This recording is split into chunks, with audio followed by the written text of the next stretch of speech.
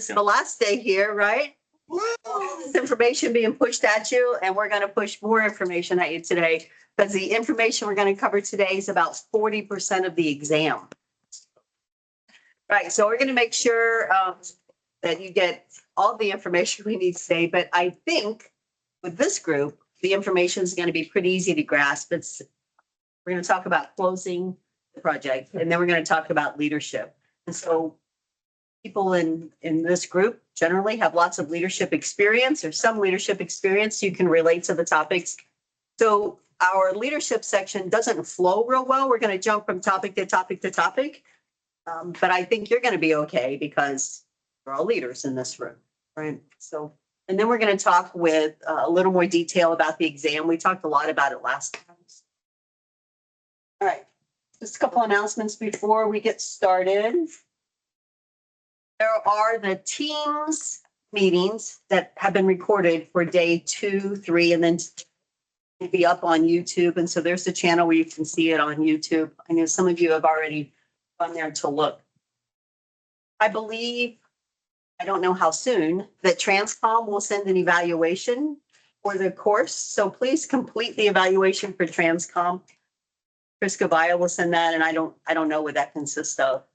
I may send you an evaluation as well too. I look for a couple things, like I keep playing around with this note-taking book that you have and what it should be. So I ask your opinion about that and how useful it is and how it could be better. So I may send you an evaluation as well too. It won't be more than 2 minutes worth of effort, the evaluation that I send you. And then if you wish, and only if you have good things to say, no wrong. If you wish, I just signed up with Google, so I don't know why it took me so long to do any of that. But anyway, if you wish to do a Google review, you can go out there and Scolaire Education LLC and do a Google review. You just need to do it before I give you your certificate. And so I have certificates. I will put them out midday today. We'll put out your final certificate. If your name's spelled wrong, let me know. If something that needs to be changed, let me know. So some I'm like, oh, I don't know exactly from the way the Chris sent me the email exactly how your name is spelled or whether there's apostrophe or not. Augie, I'm like, oh, what would Augie want on his certificate then, right? So I don't know. Things like so. Anyway, if you want it changed, let me know, and I'd be glad to get you a different one. I told Shannon if anybody needs it changed or there's a misspelling, I'm just going to reprint it on the backside of your certificate. He told me that wasn't a good idea. So. All right, any other announcements before we get rolling? Anything from anyone online? No, you're ready? All right, here we go. Let's talk about closing the project. Here's where we are on the agenda. Look at that. So why do projects close? Well, they're done. Let's play the bottom. How do we know they're done? How do we know what we've done? So our client, our customer, our users, our stakeholders have said, you meet the acceptance criteria. So all your deliverables are complete. They all meet acceptance criteria. I will take this now and your project can close. So I've underlined the important parts of this slide here. Use the requirements traceability matrix. You remember that document? We listed all of the requirements and we check them off when they're complete. So all of our requirements have been checked off. So we know our project is complete. Let's hope that when we've done all the requirements, we've met scope. It's possible to do all of the requirements and not meet scope, but if you do the requirements and it meets acceptance criteria, you probably meet scope. All the requirements are done. Our requirements traceability matrix is everything's checked off. We can close the project. And especially if it's agile, we have a definition of done. This is where we've agreed to stop. So we've reached that stopping point. We meet definition of done. We can close our project.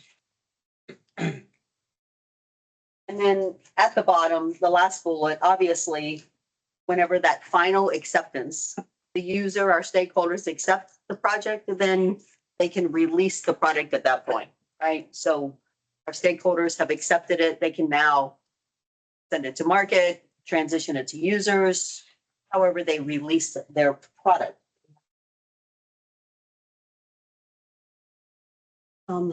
Sometimes we close the project before we finish it. So our requirements change so that our project is no longer feasible or no longer desired. And then we just close the project before we finish it. So I recently saw a practice question that said SPI was 0.7 and the CPI was 1.0. What does that mean? And so what they were getting to is the project closed before all the work was done. So I don't know if that's a question that's creeped into the exam. It's creeped into some practice exams. So maybe you see something like that. The project is like, oh, we've spent all the money. We're not doing any more. SPI or earned value, something was 3.7. And that's going to mean they closed it before they finished it.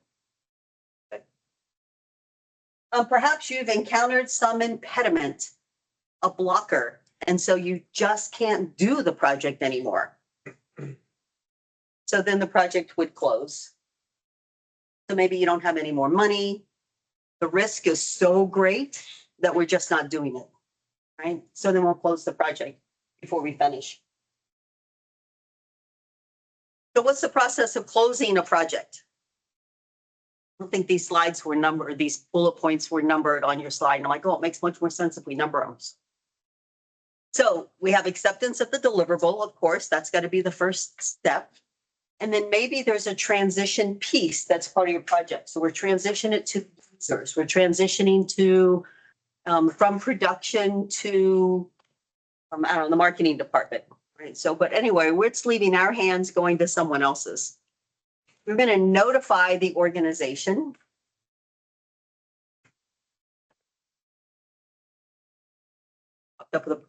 Sorry, I read the chat. So we're going to notify the organization that we're finished. What does that mean to notify the organization that we're finished? So our stakeholders will know, but others may not know, like the procurement office may not know that we finished with everything. Because they don't come to our meetings, right? They just wait to say, we're done, go pay this vendor. All right. The marketing department who picks up the next phase may not know we're done, that their phase is about to start then. So there may be others that's going to do something with our project, pick up another piece or it relates to them. So we're going to let them know that we're finished and we're going to close our project. We're going to prepare a final report. Talk a little bit more details about that. Any other obligations that we have that we need to close out, we're going to work on closing those kind of things out. Right. So I have investment property, selling it. There's other things I got to do to tell other people I've sold it. Like I notified the utilities companies. You can shut the utilities off now. You can turn the internet off. All those other things, not related to closing property, but they are related, right? They're just not part of the real estate closing. Archive any project information. We're going to talk a little bit more about that too. And then release any resources, human resources, physical resources. Be gone, you. Go work on another project now. Go find another job to go work on, right? So we release all of those resources for others to use. And that's the process of closing the project.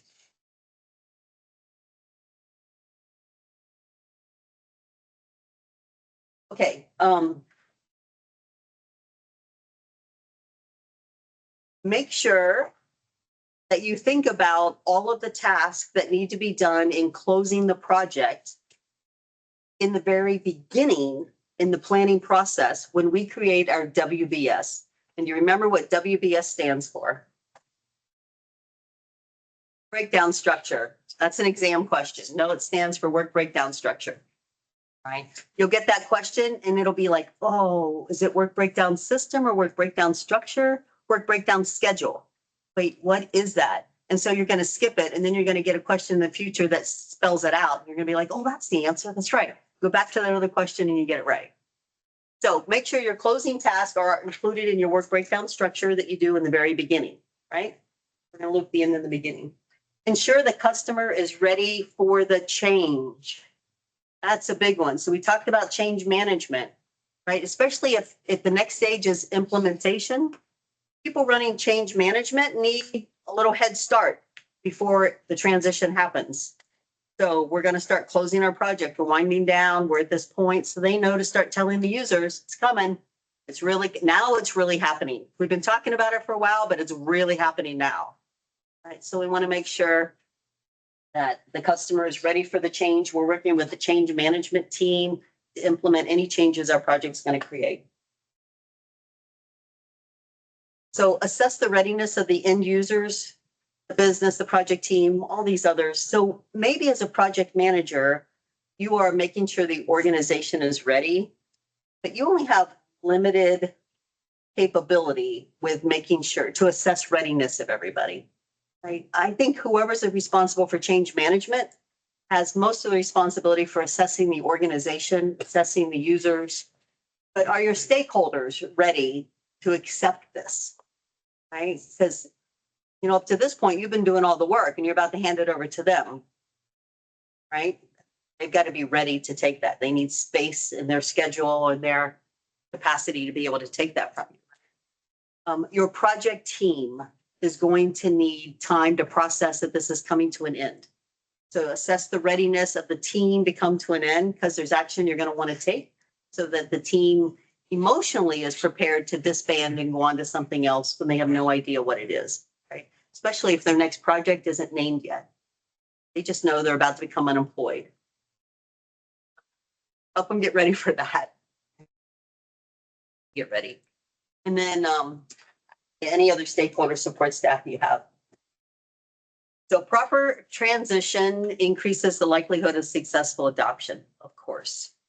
Right, of course, that was my experience where a new computer system's going to get released to users and nobody wants to make sure the users even knew about it. They'll just do it. You give it to them and they'll just do it. Like, well, yeah, but none of the training we do to help them learn this new computer system is going to stick. And they're going to get the computer system and not know what to do. And you're going to spend resources retraining. Eventually you have to do it. Might as well make sure you do it right the first time when you expend the resources. So training, documentation that you have to do, all of that. Just going to make sure that no sense doing all of the work if it's not going to be adopted or adopted successfully. You do put a new system in place and then no one uses it. What a waste, right? So we want to make sure we transition everything properly.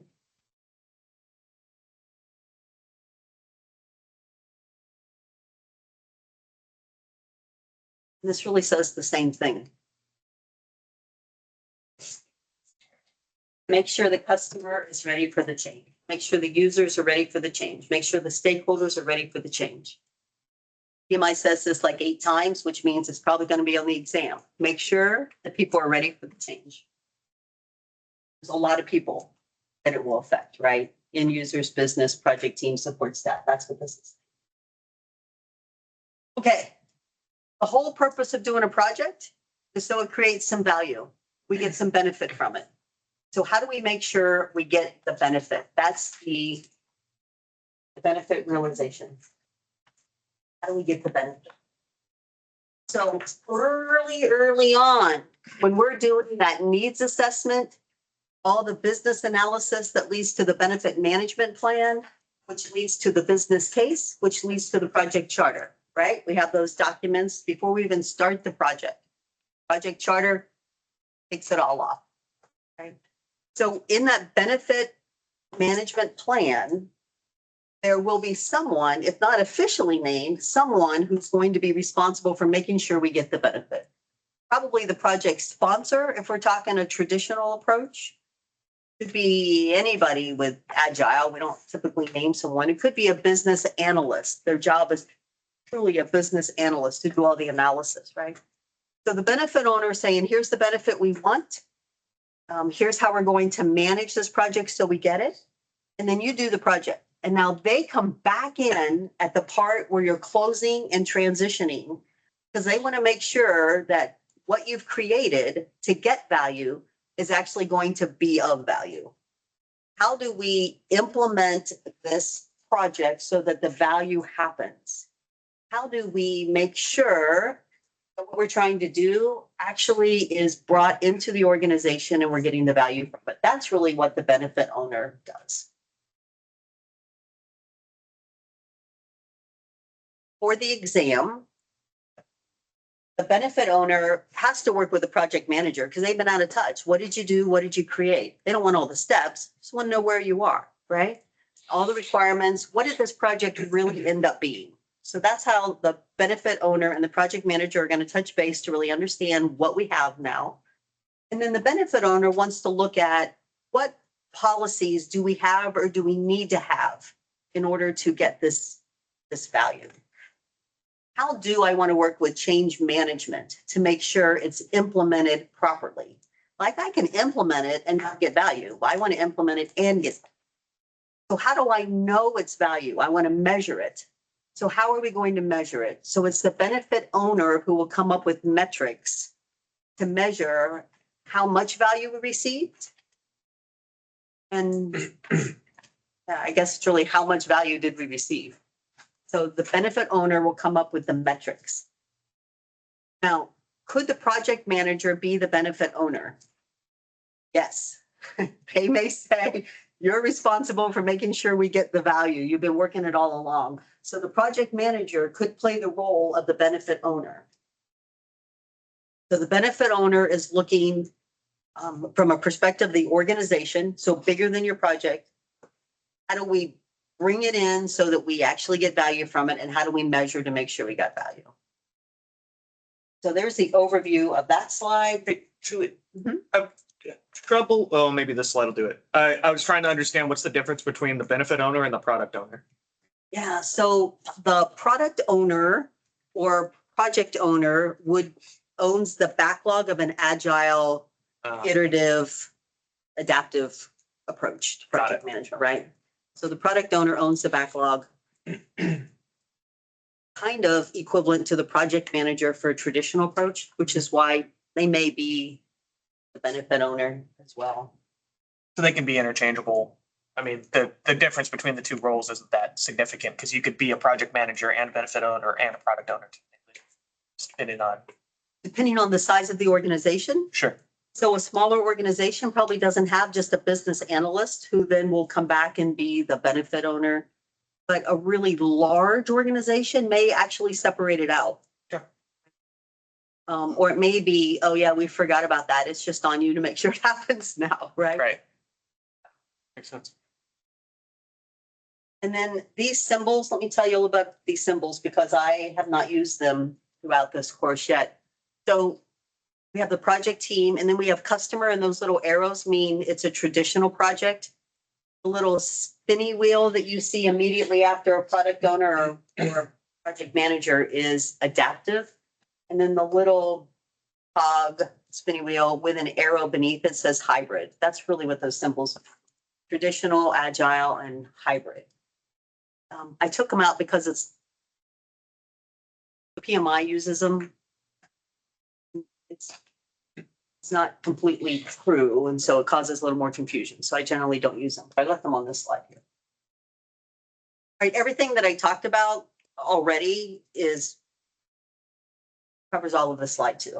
So because I want to make sure we get through all the leadership stuff, I don't want to spend a lot of time on this slide. I'll let you read this on their own. I don't know of any test question in particular that comes from this slide, but the first column is, what a project team does during transition sustainment, transition mostly. The middle one is what a customer will do, and the final column is what a product owner or project manager will do if we're talking hybrid, project manager, product owner, agile. I'll let you read that one on your own. Okay, benefit realization. Use the metrics to measure and report. Of course, right? So you want to brag about the benefit that you've created. And this gives you your bragging points. For intangible benefits, use qualitative, which is stories, talking to people. So intangible benefit would be increased morale. I like this system better. my life has been made easier. Well, what does that mean? Your life is easier now. So it takes me less time to do this task. Well, that can be measured. Time can be measured. But how you feel about something can't really be measured, right? So you get stories. I can count the number of people who have said that the task is easier, but I can't really measure that it's easier very well. So we talk about stories. And then there's some things the report should include. If you're going to give a report about the benefits that's received, there are, one, it's hard to predict the benefit you're going to get. So you know what you want and you're going to report on that. But then there's these other pieces that you may want to report on as well too. So this was our intended benefit, but we also received these other benefits. Or this is the benefit you want, but unless this continues to happen, you're not going to get that. And that's the risk. And that third from the bottom, a bullet there, the risk of not getting it. Like, you got to have a sustainment piece. We have to keep reinforcing this for the next however long. The project's going to close, but the management team of the organization is going to have to keep doing this, or you're not going to get the benefit that you want. So I have to tell a DLA story again. DLA tried to go automated, got little guns scanning equipment right. We're going to move things faster to scan it. And they spent a lot of money on equipment and training. And then nobody asked them to do it.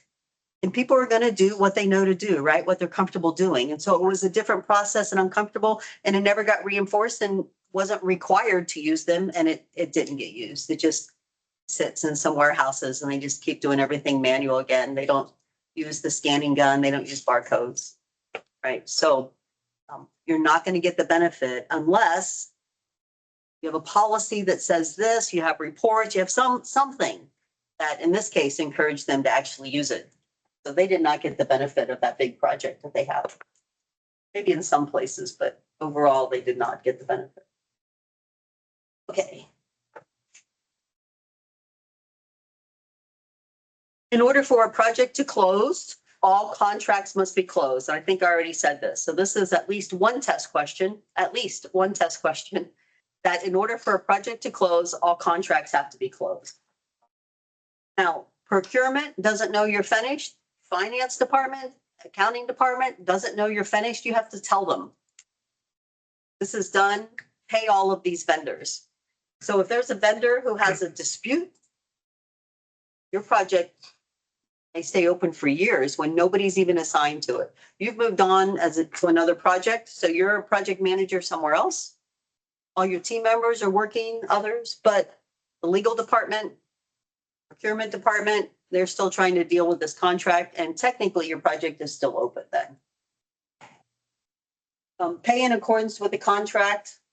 So do not delay payment until the project is closed, right? You got to pay however you're legally obligated to pay. So that's a particular line because it's a particular test question. Hello? Yes, sir. Nick? Question? Maybe. Need to mute? All right. I'll let everybody online mute. Unless you have a question, please speak up. Okay, this is a big one. When the project is ending, your team has learned a lot of information. How do you make sure the organization is going to know all of that information? Right, so if you treat knowledge as an asset, then you know it belongs to the organization. And so how do we make sure that the organization benefits from everything your team members have learned and that you have learned? So one way is that final retrospective, or that final lessons learned meeting, the final AAR. We're going to try to capture all of these things that we've learned. And we're going to archive it. We're going to take our lessons learned register. So that's a document that we've been writing down everything we've learned throughout our project.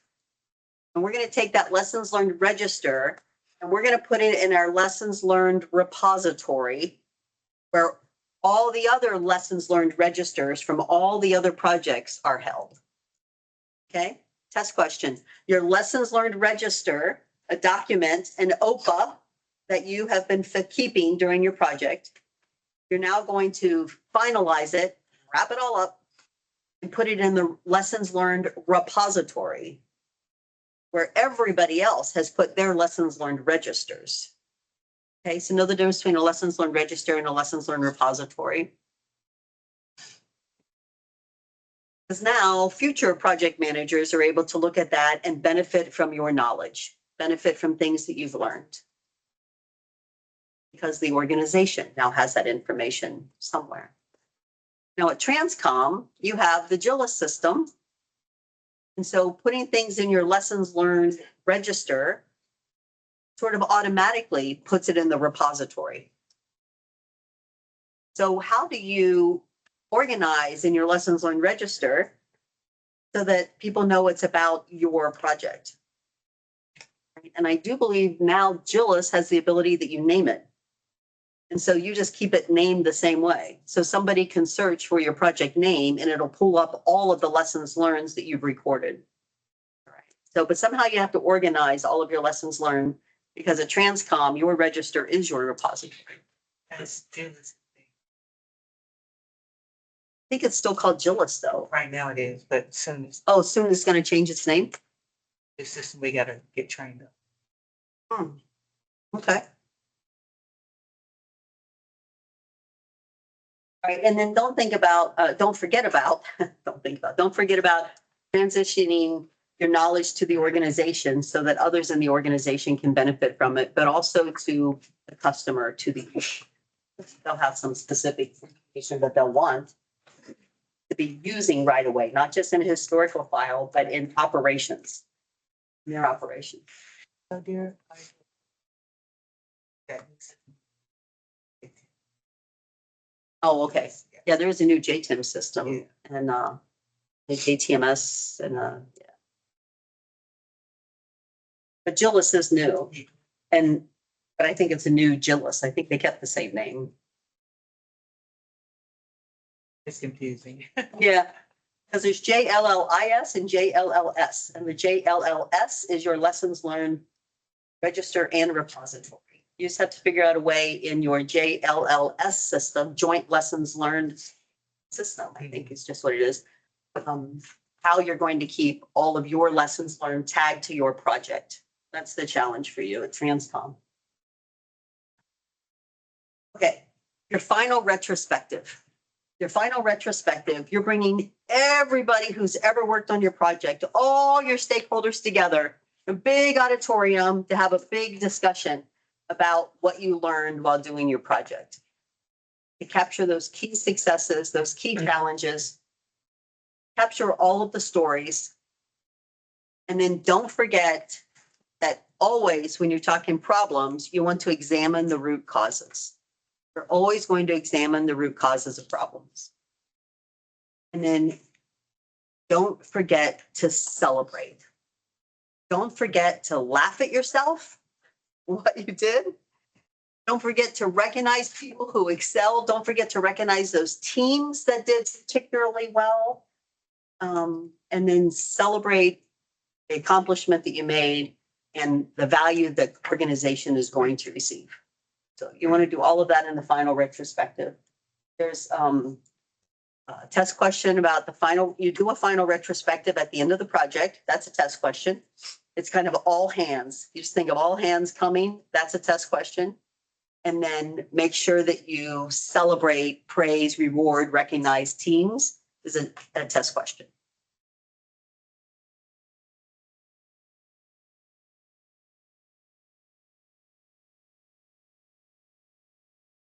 Then somewhere, I think we're going to get to it here. So we just talked about finalize the lessons register and make sure in your lessons learned register, in your final retrospective, and in your final report, all of them, that you include information about those 10 management plans, maybe 11 if we count compliance, that make up the project plan. So this class was organized by those 10 management plans. That information is going to come up again in actually several ways. PMI doesn't organize the class this way, so it becomes a little more confusing that way. For you guys, it's going to be easier. Your final lessons learned, your final retrospective, your final report is going to include information on all 10 management plans. Those are the topics that you're going to want to see in those final reports, final meetings, final retrospectives.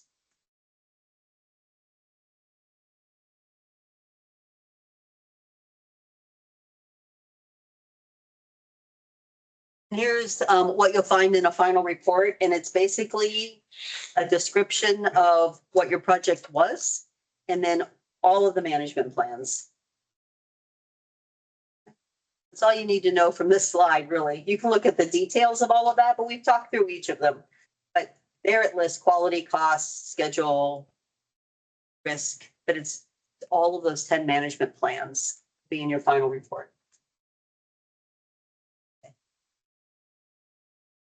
Said, okay, I realized. So artifact maintenance, which is OPA maintenance. You're going to have a lot of paperwork that you've created. It'll probably be electronically, right? Electronic paperwork. You're going to have files in SharePoint sites. They're going to be spread all over the place. You're going to want to pull all that together into a nice package. That's what artifact maintenance is. Let's make sure we have all of the OPAs are completed. So our risk register, we've documented what risk happened that we responded to and which ones did not. We looked at our, we talked lessons learned. We have our issues register, all the issues that happen. So oftentimes we respond to them and we never take the time to go back and write down what we did, how we settled that issue, how we resolved the issue. So we want to go back and write all those things in. We want all of those T's that need crossed and the I's that need dotted. We want to make sure that we do all of that in this last stage here. Okay, let's finish it all out so that we can capture all of that knowledge. Oh, that's right. We did have that issue. What did we do? Really didn't do anything. It just sort of went away. Well, it didn't go away. Actually, we addressed another issue and it also solved this issue. So we want to make sure we write that down.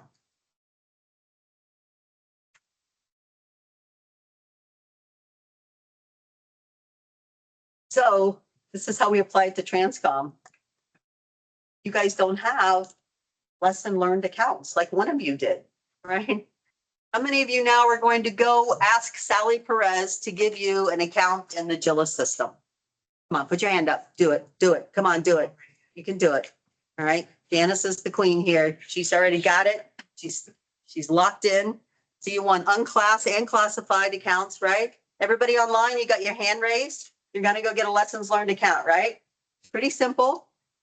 And then you can search in there for all kinds of information, all kinds of things that have been done in the past. You can go search through that database and it'll tell you all kinds of information. Or not, how well you use it. Okay. Tell me one other way. Anybody online or in the room, when you've closed a project, how did you transition information to others? What are some things that you did?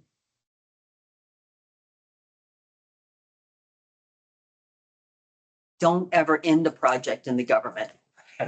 They just go on and on and on. In the government, if you think about like big exercises, we do an after action report. It's very organized, almost just like your management plans, but in military terms. And it's a document that lives in perpetuity. That you rep, it does a lot of that same. Hey, what do we identify? How do we recover this? What challenges do we find? So after an exercise, you pull everybody into the auditorium.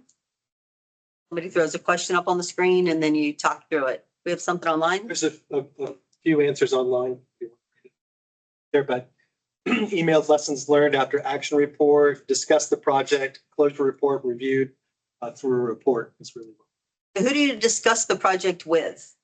That's the interesting one. You discuss it. Who do you discuss it with? Right. Our little team, but TRANSCOM's huge, right? So it's a lot of people who could benefit from your information. Yes, sir. The infamous left seat, right seat ride. Oh, the transfer information, left seat, right seat ride. So bring that up again.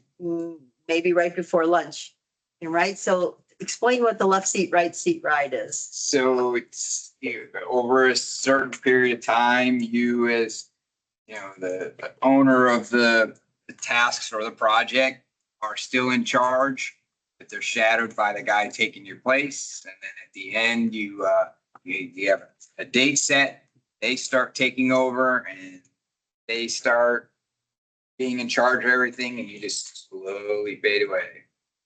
So the left That's not seat, so- right seat being a car, you're in the driver's seat. In this country, it's on the left. And then the ride along passenger on the right who gets to observe, and then eventually you switch. And the person incoming becomes the driver. You're the passenger and you get to observe and kind of coach and help. And then eventually you get out of the car and let them drive on. Okay, finalize contracts. Talked about that. Basically, you have to finalize everything before you can close your project. And so you're going to archive the contract. And that's all the information that's in the contract. We've already talked about information that's in a contract, right? So you're going to make sure those contracts aren't just, they're done so you can throw them away, right? They're archived and they're part of your project. Now, they probably don't go in a repository with your project, especially at TRANSCOM. They're kept within the procurement office and they'll keep them.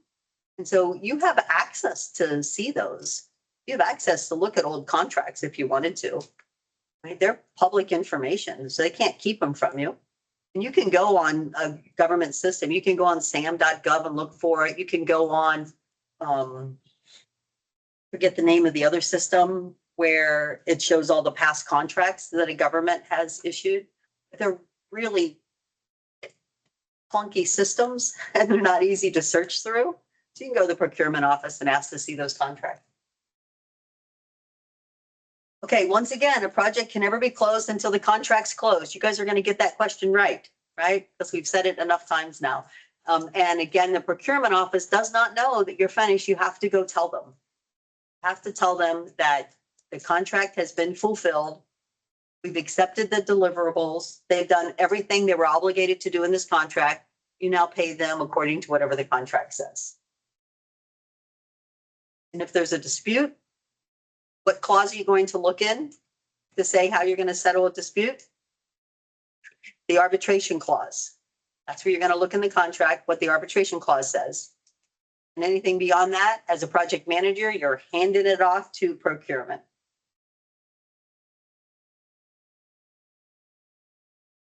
And then you're going to do what the contract says to do, right?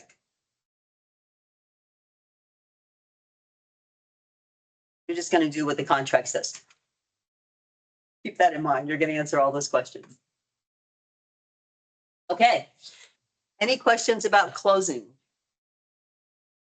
The important part is finish everything up, capture all of the knowledge, complete all of those documents, package it up, lessons learned register to lessons learned repository, and share the knowledge in the organization. Okay, leading the team. Leadership, power skills is 42% of the exam. Some of that 42% we've covered in other things like communicating with stakeholders. But this portion is big on the exam. So that's what we're going to talk about the rest of today. And again, it's a lot of disjointed topics because I didn't try to make them all joined for you guys. Make sure we had enough time so we could do this in 4 weeks instead of 5. Okay.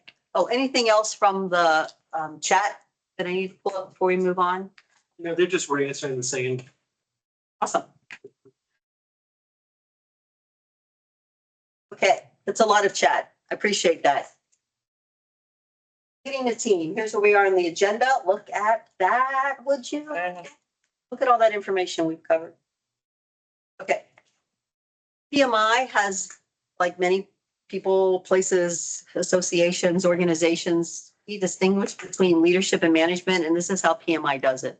Leadership is guiding a team through collaboration, exchange of ideas, discussion, right? We're part of and involved as leadership. Management is directing according to what the rules are. So we have to have rules in place to know how we're supposed to act and behave. If there's not rules, how do we know what we're supposed to do? So we have to set policies first, And then we can conduct action. So that's the difference between, so a manager directs according to a prescribed set of behaviors, leaders guide through collaboration, discussion. All right, so that'll be a test question, 2 test questions, actually. The difference between leadership and management using a prescribed set of behaviors. There are a few different leadership styles. There are multiple questions on the exam about leadership styles. So we're going to talk through these and I'll tell you then what the questions are that I know for these things. But a direct leadership style is a hierarchy. It's a rank structure. You're familiar with rank structure and this type of leadership, aren't you?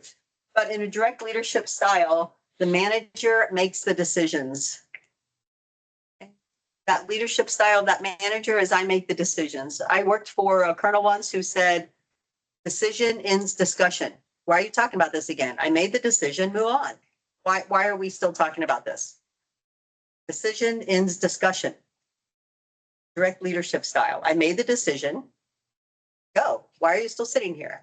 It was the next day. Wait, why are we talking about this again? Right? Direct leadership style. Hierarchy. I made a decision. You work for me. You live with that decision. Move on now. So there was a test question where here's the scenario and you have to say, oh, that's direct leadership style. The manager made the decision. The manager told the team what to do. The team went to do that. What leadership style did the manager exhibit? Direct leadership style. And then we have the consultant, the manager who's the consultant. And I say that because I can't say that word consultative. So they're the consultant and I'm going to consult my team. I don't know. What do you guys think we should do? That's what a consultant manager does. All right. What do you think, team? I'm going to gather a lot of information and then the decision will sort of come out. I don't know any question on the exam about this type of leadership. So it'll be like one of the answers maybe, but it won't be. It'll be a choice that you won't pick. Servant leadership. The servant leadership, it says here, models desired behaviors. That's a question in the test bank. A servant leader models desired behaviors. But what a servant leader does is just what the Scrum Master does. How do I make you more efficient? How do I make you more productive? How do I serve you so you are more successful? That's a servant leader. Here's where we need to go. Here's our vision. How do I help you get there? They empower their team. Every question on the exam that has servant leader as an option, you'll want to pick servant leader. I will not be surprised if you come back and tell me that at least 8 times you chose the answer servant leader. If we're going to empower teams, we really want to use an agile approach. Servant leadership works best, according to PMI, right? That's their preferred leadership style, servant leader. But there's a question about it, models desired behaviors. Okay, that's only a little fraction. What it does is it serves the team to how do I make you be successful? How can I help you be successful? Okay, consensus or collaborative. So I am collaborating with the team. The team together with the manager is making a decision. In fact, I don't even know who the manager is in this team. If someone was to sit back with a collaborative leader in the team, they would have a hard time picking out who that leader was. And then situational is a leadership style. We call it a style because we don't know what else to say with situational leadership, but adjust your leadership style based upon the situation. Like sometimes you have to be a direct leader, right? So your child's about to put their hand on a hot stove. I'm just making the decision for you, telling you not to do it. I'm probably going to reach out and physically stop you from doing it, right? So sometimes you need direct leadership. The building's on fire, get out. Everybody get out. I'm not gonna go, what do you think we should do? Right? Get out, direct leadership style. Sometimes as the leader, I really do need to consult with my team. Right? So based on the situation, you adjust your leadership style. That's what situational leadership is. PMI likes situational leadership because sometimes you really do need the ability to switch leadership styles depending on the situation. That's what this is about. Of the leadership styles, match it to your team. If your team has a lot of experience, they don't necessarily need you telling them what to do. They know how to do it. But if your team is brand new, they're going to need a little more of your attention. They're going to need a little more guidance. So the team affects what leadership style you may choose. The project affects what leadership style you may use based upon agile approach, traditional approach, right? Urgency, task, the organization. So you do not want the general walking in to find the E3 directing the colonels. I mean, maybe, right? Especially like I have a problem with technology. I'm like, somebody get me a 12-year-old, please. Right? It's okay. But for the most part, right? There's a rank structure. There's the way the organization operates is what you're going to want to follow, the way the organization operates. And then who your stakeholders are. So how you manage your stakeholders, how you lead your stakeholders. So all of that could affect the different leadership style that you choose to use. However, we want you to be a servant leader in all of that. Be a servant leader.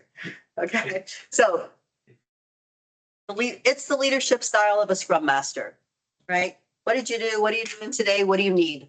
How do I help you be productive? The servant leader. It's the scrum master. So the team gets to organize themselves, do the work, be responsible, grow when you have a servant leader.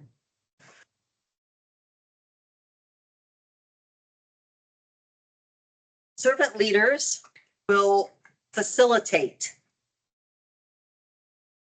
coach, keep people growing, keep that growth mindset alive. Remove impediments. What did you do? What are you doing today? What do you need? That's removing the impediments, removing the obstacles, right? Focus on, here's a word you're going to want to put in there. Focus on team accomplishments. Not so much individual, but team accomplishments. And encourage team members to also be servant leaders. So you're also serving the other team members. How do I help you? And then it's how do we help each other? It's the attitude that comes out then.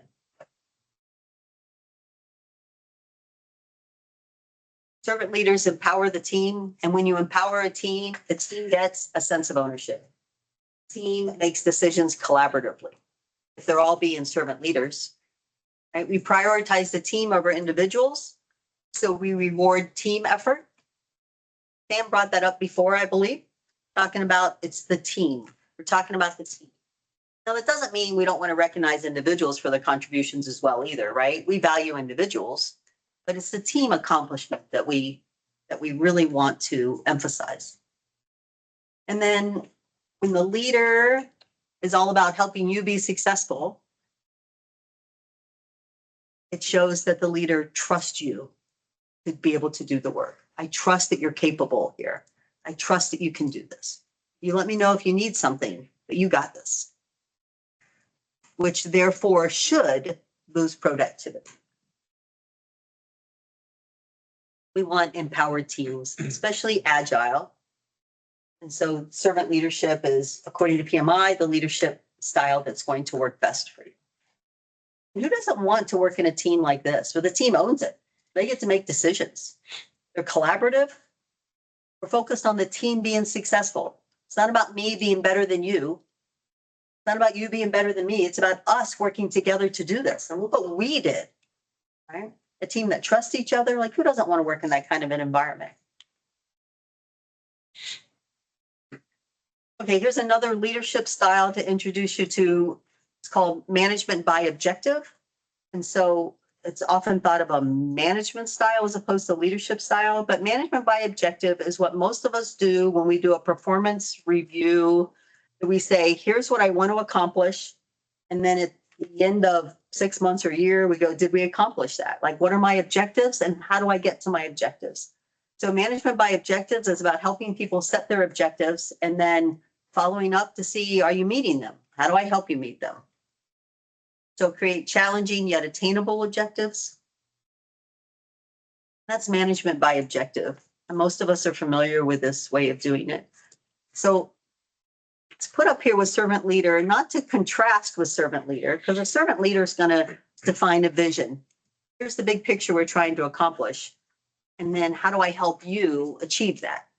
Right? I'm giving you the vision. But management by objective and servant leadership are similar in that teams work well when they know where they're going. They have that vision. They have that North Star. They have an objective to achieve. And so communicating a clear objective is important for team success.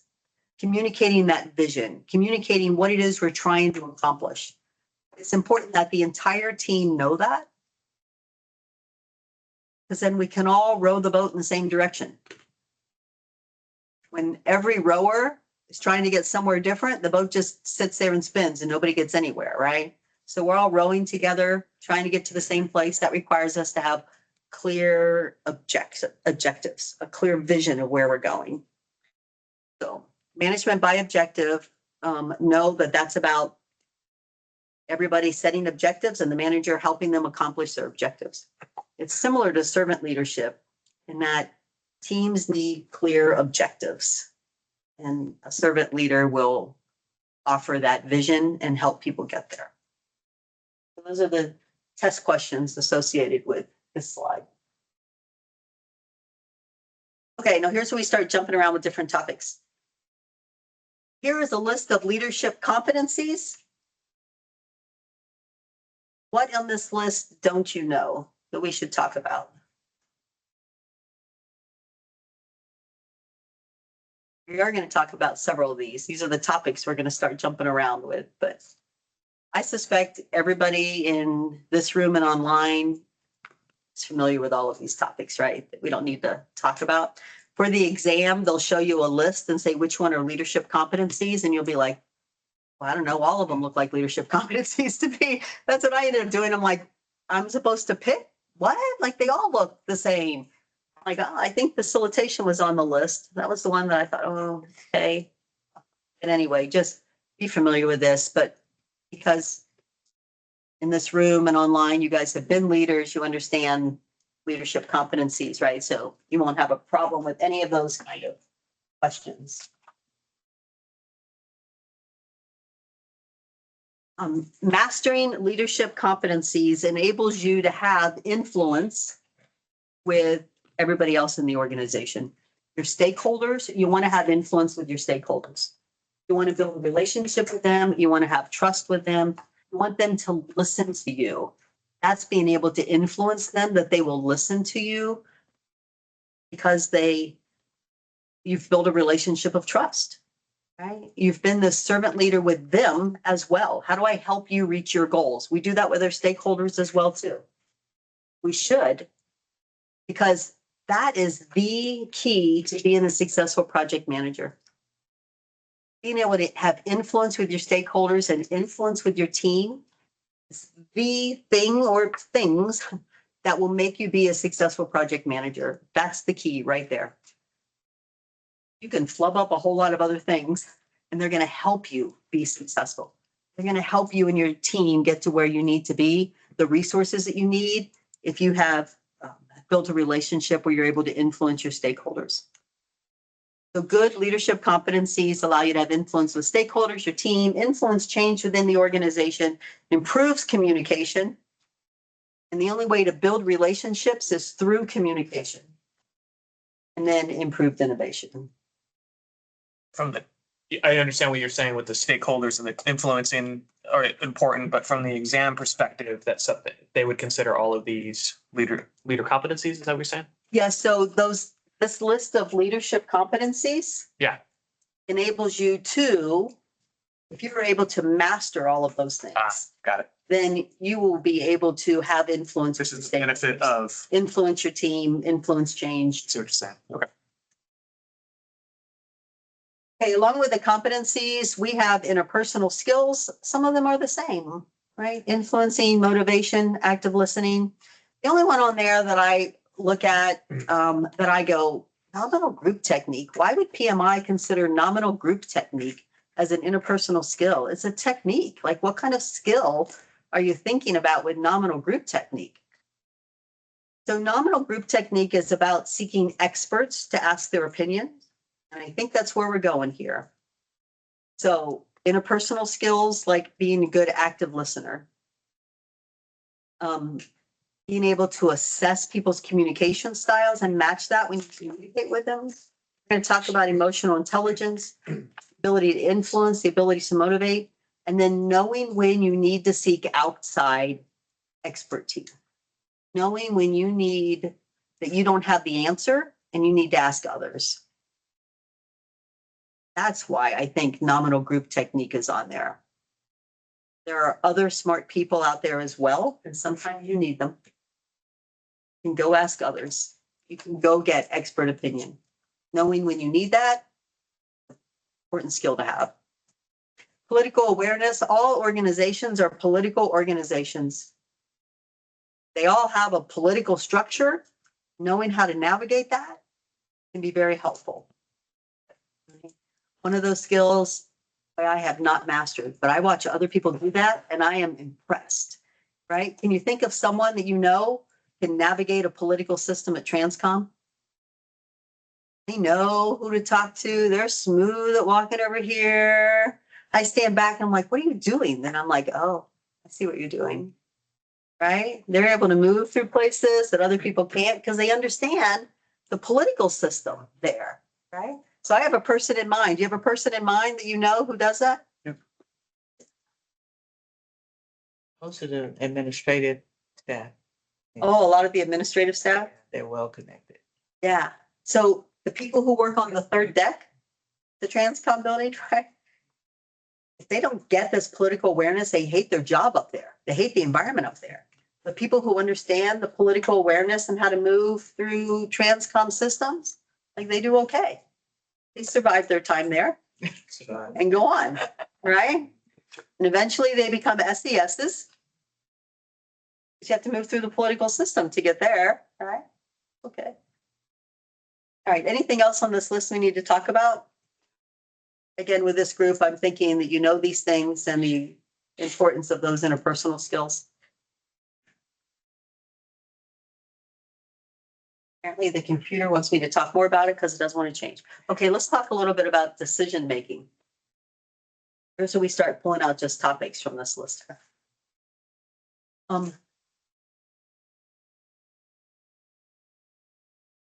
These are hints on how to answer the test questions. So, guessing you know, leaders need to be able to make decisions. Your team wants you to be a decision maker.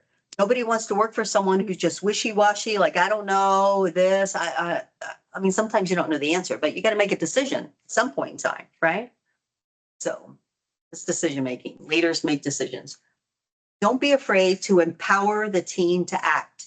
In fact, you will have at least 5 questions, where the answer is going to be empower the team.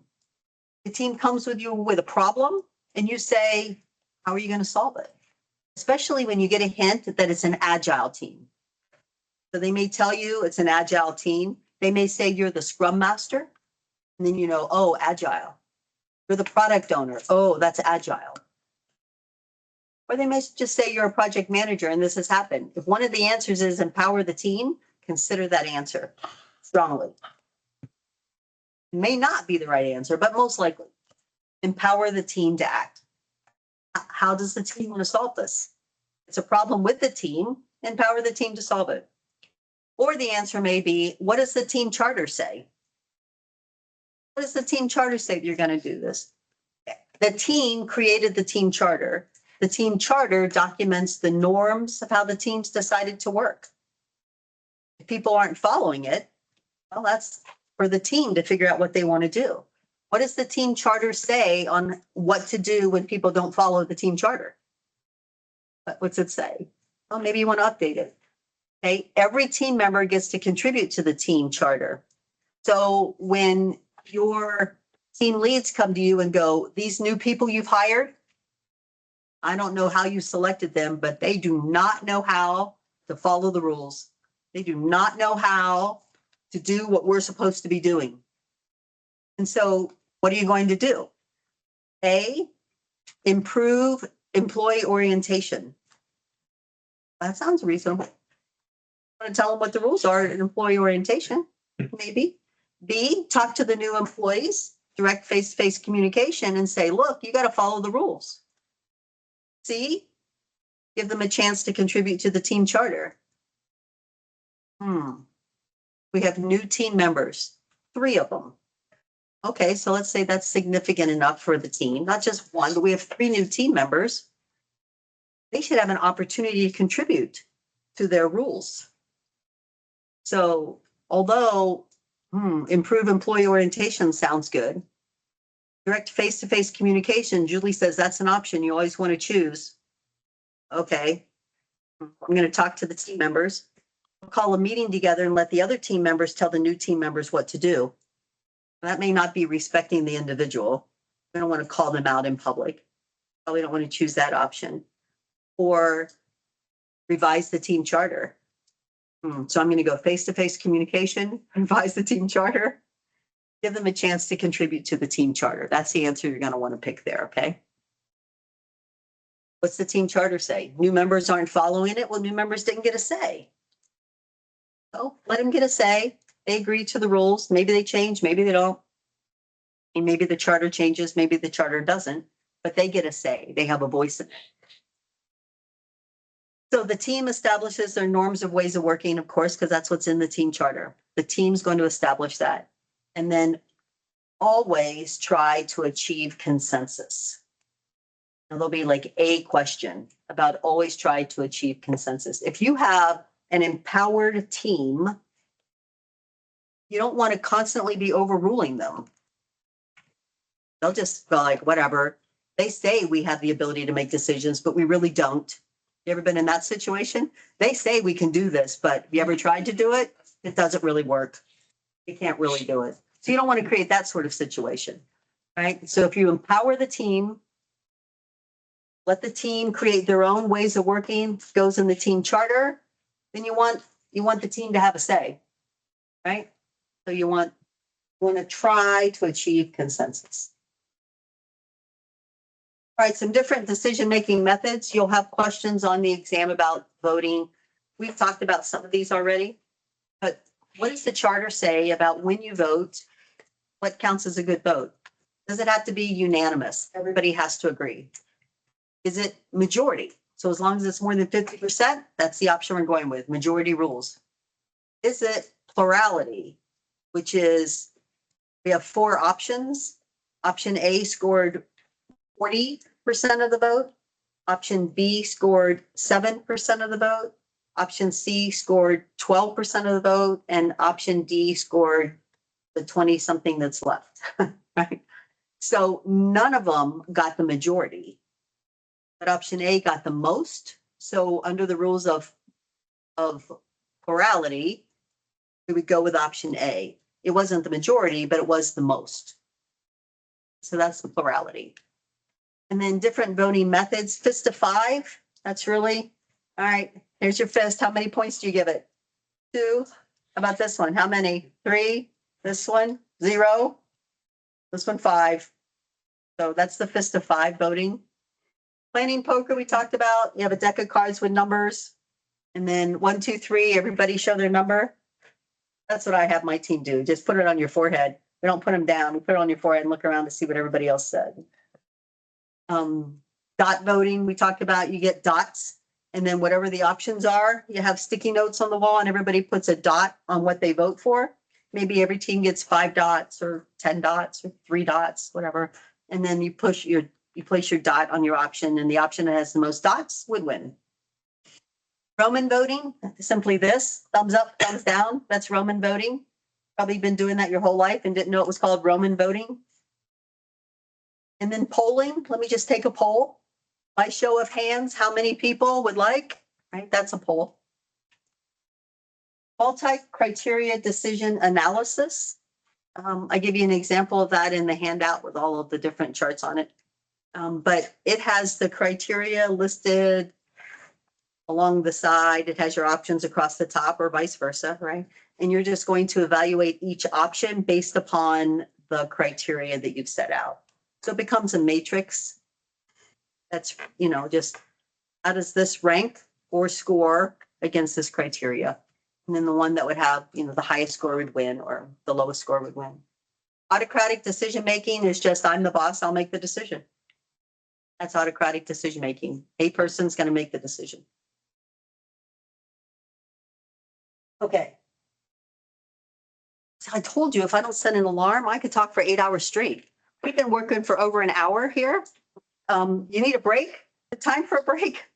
Sure. I just looked at the clock. I'm like, wait a minute, we've been going for a long time here. All right, let's take a 10-minute break. Can we do that? Let's come back at, all right, we can't take a 10-minute break. It's moving on. According to that clock, if that clock is set with everything, is it just 5 after? Yeah, it's 5. That's 5 It's 5 after. We're going to start again at 15 after. So by that clock, we'll be like 18 after.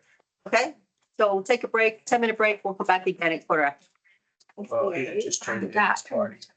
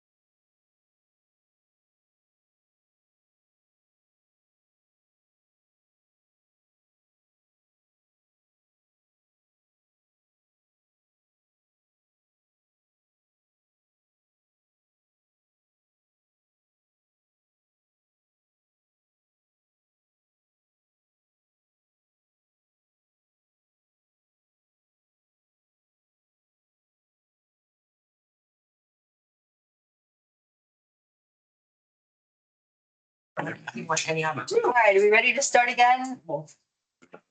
We don't. More people set. Hit our clacker. Take two.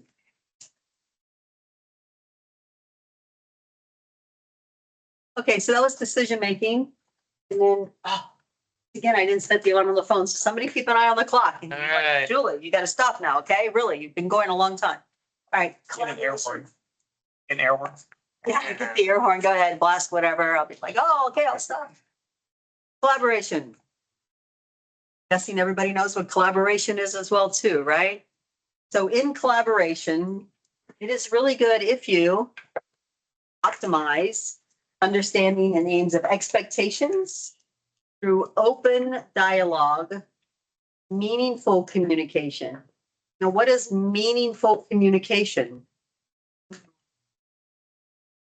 So sometimes playing the devil's advocate is helpful, can be meaningful communication, and sometimes it's just disruptive. Meaningful communication keeps us on topic. Sometimes we want to go off topic because we need to explore something we hadn't thought of before to bring us back. But sometimes we just end up way off where we're not, right? So facilitation was one of those competencies, right? So come back to keep our collaboration meaningful, to keep us building on our topic. Engage continuously. Collaboration requires continuous engagement. It's just not a one-time piece. However, that very next bullet, it's hard to continuously engage because, especially with a larger group, participation fluctuates, right? So how do you build collaboration when you can't get everybody together at the same place? And sometimes people are busier than at other times, and they can give you more attention at sometimes and others that can't. So it fluctuates, not an easy challenge here. Keep discussions transparent. So we all know what's being said. There's no little side conversations that only these people are privy to, right? And keep it all transparent. So a contract I'm on right now, I have a team member who was super smart, really good, but continually doubts. I think continually doubts how relevant she is. I need to be really relevant. I need to be there, right? So I get an email from a stakeholder. Our team got an email from a stakeholder that said, hey, appreciate the briefing today. These slides really helped. Let's keep this for this kind of thing. And I was like, appreciate the briefing today. Team, who conducted the briefing with the stakeholder today? And lo and behold, it's my team member who needs to make sure that I'm still relevant, I'm good. And the team member has been on the team the longest. And so I replied, because I have a problem with transparent communication with this. As the project manager, I replied and said, I am so grateful you have the historical knowledge to be able to help the stakeholders with this. If this becomes an issue for the future, I'm confident that you'll be able to get the whole team up to speed. There's my hint about, you got to stop doing these kind of, like we've had this conversation before, right? About you just take this on your own over here. You got this. Okay, you do have it, but our whole team needed to have this, right? So I'm really glad you have this information. I don't know if this is something we'll keep doing or not. It looks like it might be, but we're not really sure yet. So if it is, I'm sure you'll update the whole team. Right? But nobody would have known that this conversation happened had the stakeholder not replied back, which is that one sentence amongst other things. Appreciate the briefing. I was like, briefing. Check my schedule. Did I miss a meeting? Right? Doesn't build trust amongst the team. Right? Doesn't build trust amongst the team at all. So keep transparency, keep discussions transparent if you want to continue with collaboration, because people stop participating when there's all these little side conversations, right? It's confusing. I don't know where we are. I don't know what we're talking about. Where did that topic come from? Ensure stakeholders are knowledgeable, expectations are set. So we have a framework, right? We have an agenda for what we're doing. We know topics, we have a vision, we know what we're doing there. And then, of course, your interpersonal skills are great. Your communication skills are great. And then maximizing the feedback loop. So that's what collaboration is that feedback loop. So maximize collaboration to get collaboration. How about that? How about that for a logic problem here? Right. And then effective tools to help with collaboration. So on the exam, you'll see whiteboards associated with collaboration. And so the whiteboards like we have inside this room right here, literally whiteboards, dry erase boards you can write on, but a lot of them are electronic today that our teams use, especially when people work from home or teams that are global. We'll use electronic whiteboards or electronic boards in order to collaborate. So some activities that teams do that are all about collaboration, those daily stand-up meetings, our daily scrum meetings are about collaboration. What did you do? What are you doing today? What do you need? Okay, so what did you do? What are you doing? We all know what everybody's doing and we know where we need to collaborate. Co-located, face-to-face working allows for collaboration. So we're all in the same room working together. Sometimes we schedule sessions for collaboration, such as milestone reviews, backlog refinement sessions, project update meetings, all about collaboration. If we're going to scale collaboration down and just talk about knowledge transfer, collaboration between small group, this pairing or coaching, let me purposefully put a couple people together for collaboration, and then collaboration enables knowledge transfer. We're all collaborating. I start to learn what you know, you start to learn what I know. And then negotiations is an opportunity for collaboration. And if you're going to negotiate, think of it as a collaborative conversation trying to reach an agreement. So it's not about win-win, win-lose.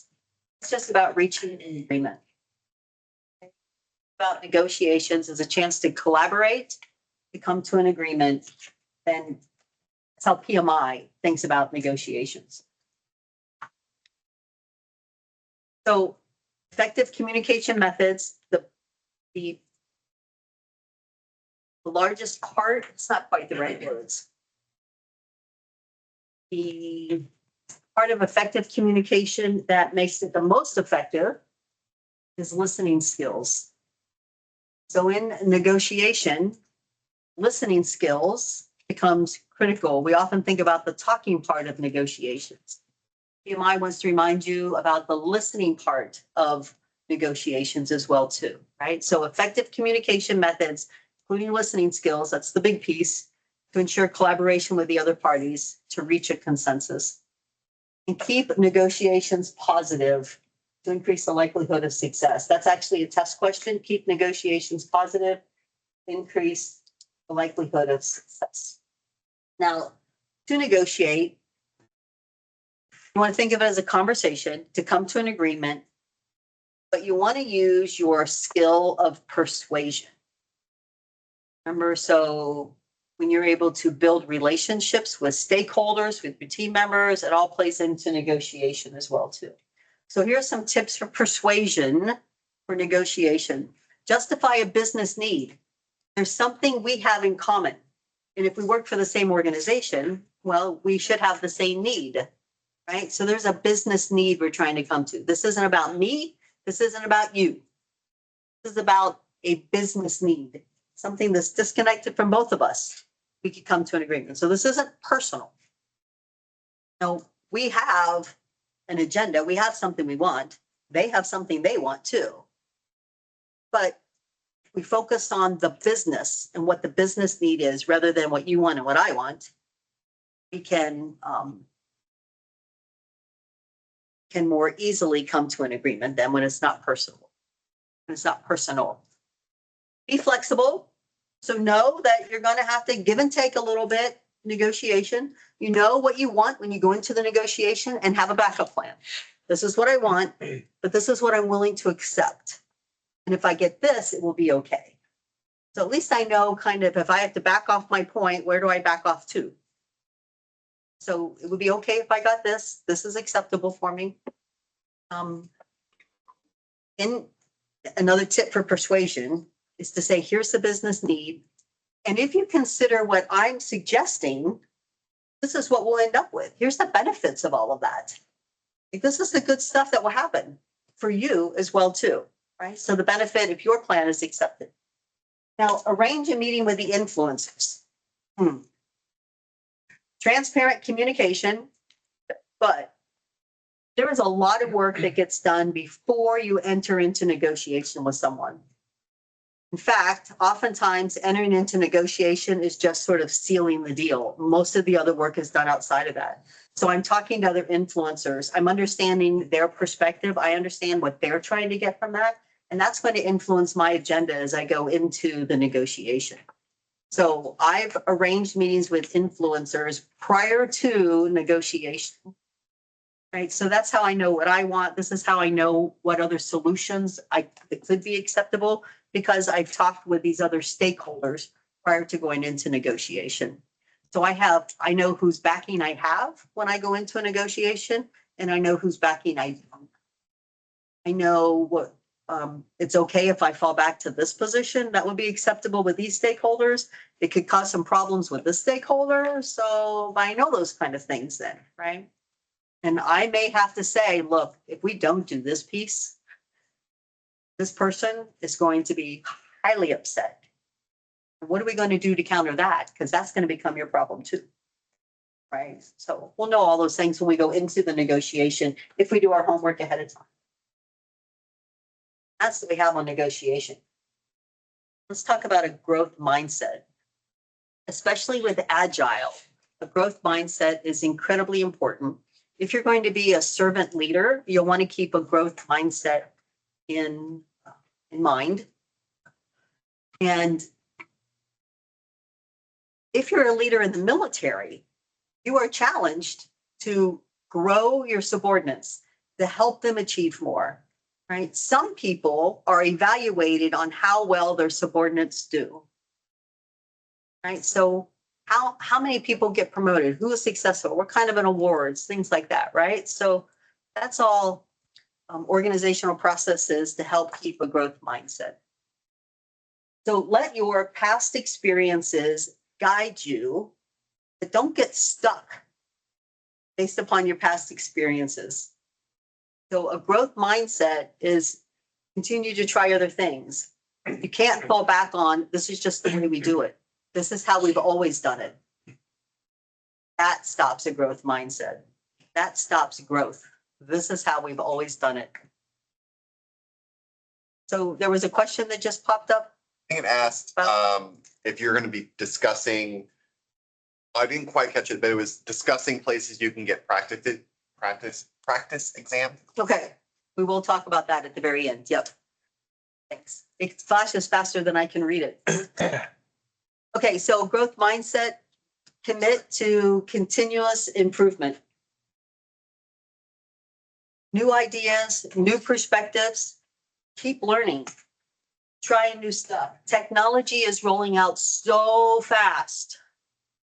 That creates a lot of growth opportunities in areas where you don't think there's even growth opportunities, right? Just the way you do things without even thinking it become, well, you think about it, right? It's just, you've done it this way so long, you don't even realize there's a different way of doing it.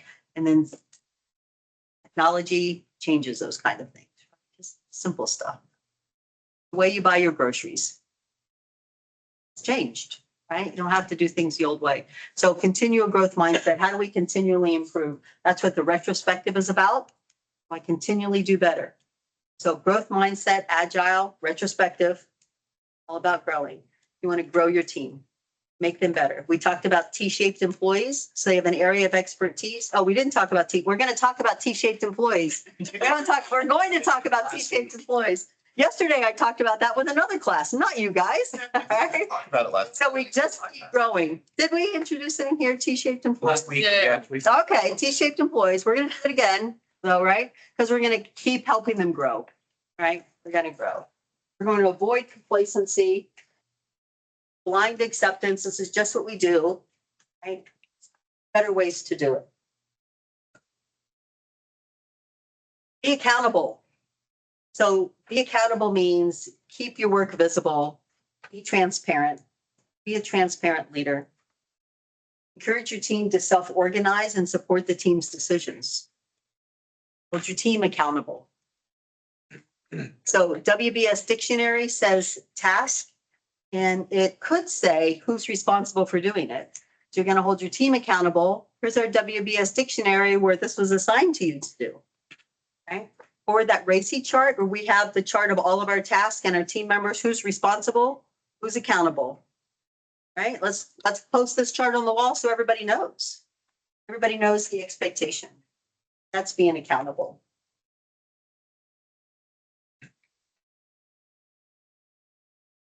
Prioritize the team, and that's offer rewards and recognitions.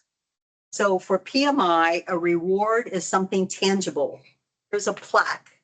There's a trophy to put on your desk. Here are ribbons to wear. It's something tangible that you can touch and see. That's a reward. It's for something specific. And it's to motivate something moving forward, either do it again or we're going to all change and move forward for something. But it's tangible.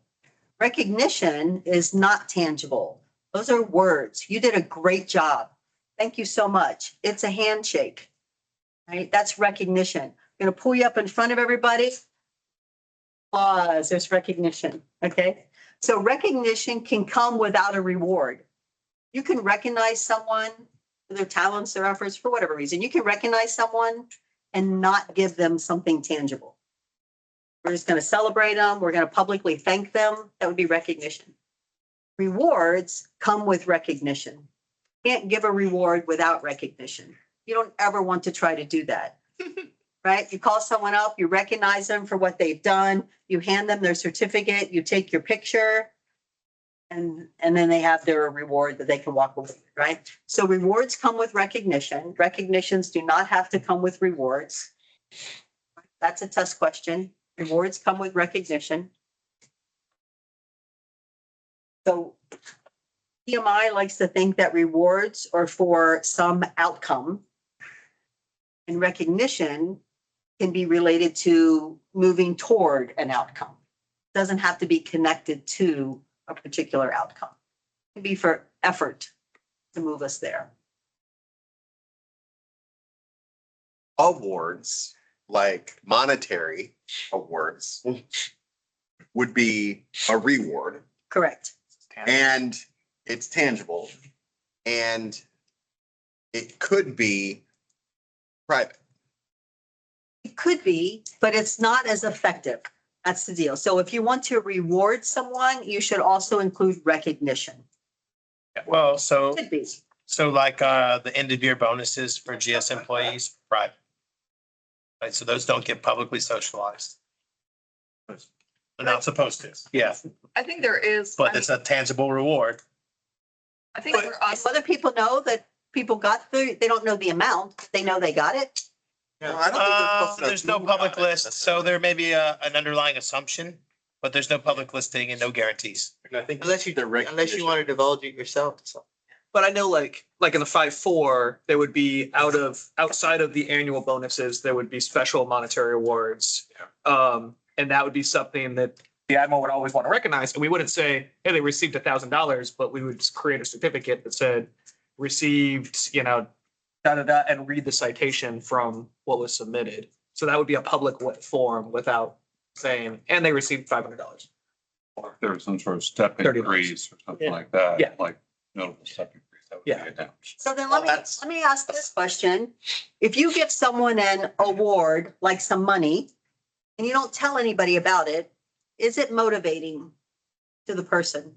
Could be. To the individual. But maybe not the team. I think There's there a is lot of some people kind that of don't like, want public. Depends. there's a personal Depends on the recognition there person. because you have like the citation, right? And that can be motivating for someone. Like, oh, this is validating that you, That's given privately? yes. So like if I get a monetary award, I can see the citation that goes on in my, my HR or whatever. But it's not expressed publicly. Depends on the person. I'm cynical. So does recognition need to be public then? Well, recognition, I think. Not if it's a private. Oh, I see. letter shared there, right? Oh, yeah. So I guess that could be. It depends. let's bring this up again when we talk about Herzberg's two-factor theory.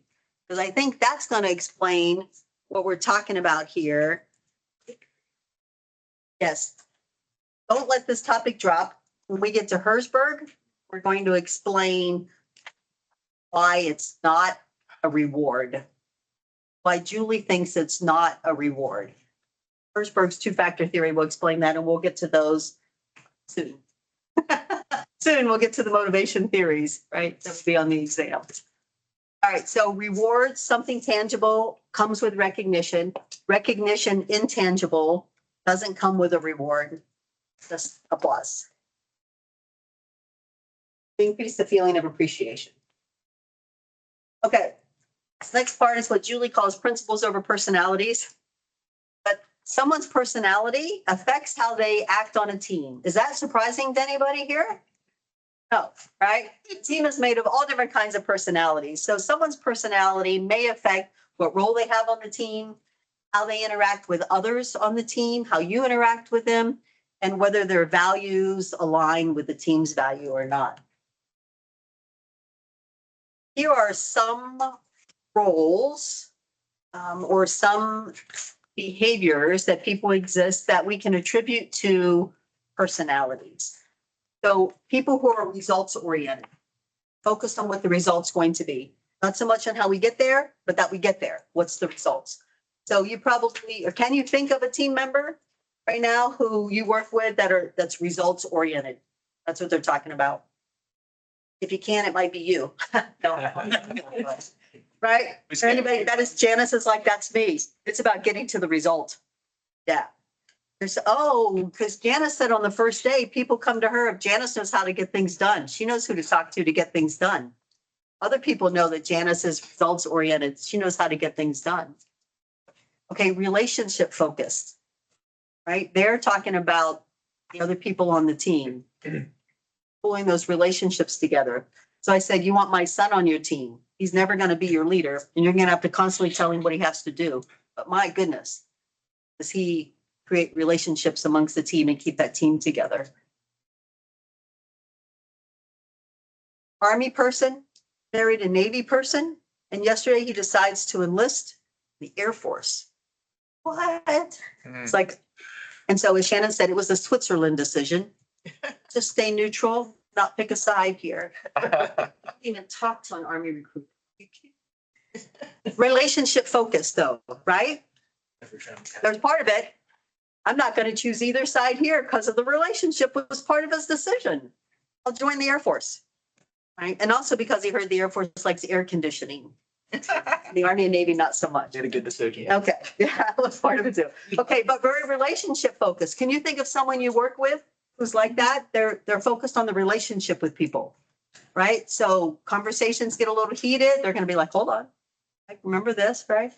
Or I know the political system in here and the importance of building relationships. Talking over here. The person who doesn't necessarily do a lot of work, but boy, they know how to connect to resources because of people here, right? Okay. Innovative and disruptive thinkers. Now, I'm not like disrupting the group, but coming up with disruptive technology, new technology, right? The people who are, you're like, you are crazy thinking those ideas, right? Like, why would you even think that's possible?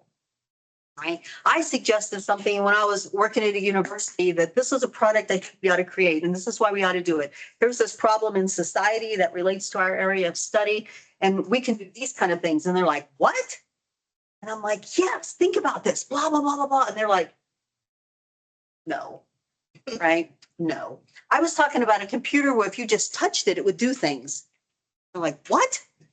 You just touch it. I'm like, yes. They're like, how do you do that? I'm like, I don't know, but someone's going to know that, right? We have to go find who knows it. But now like everybody's got one, right? I'm upset if I have a computer where I can't touch it and it does things, right? But at that time, like I'm old, remember? So at that time they were like, what? And I'm like, no, let's go do this. But it was really a couple of years after that a colleague knocked on my door and said, remember that idea you had that everybody laughed at you for? Like, here's a grant. I think we need to compete. I think we need to do this now, right?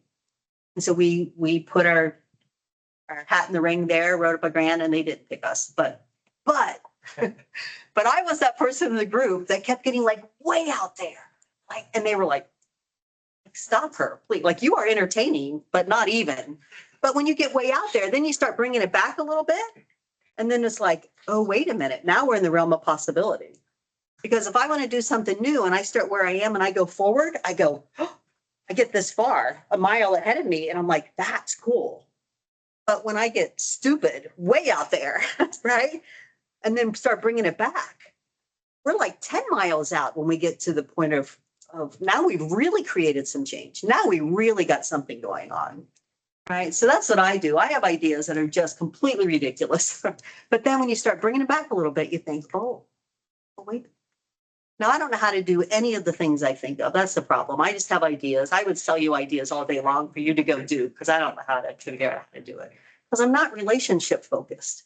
I don't have a big network of other people know who knows how to touch a computer and make it work. Someone did. I'm glad they did. All right, so we have innovative and disruptive thinkers, those who think about automobiles when people are still having horse and buggies. Okay, those who are creating, SpaceX. those who create airplanes that fly themselves.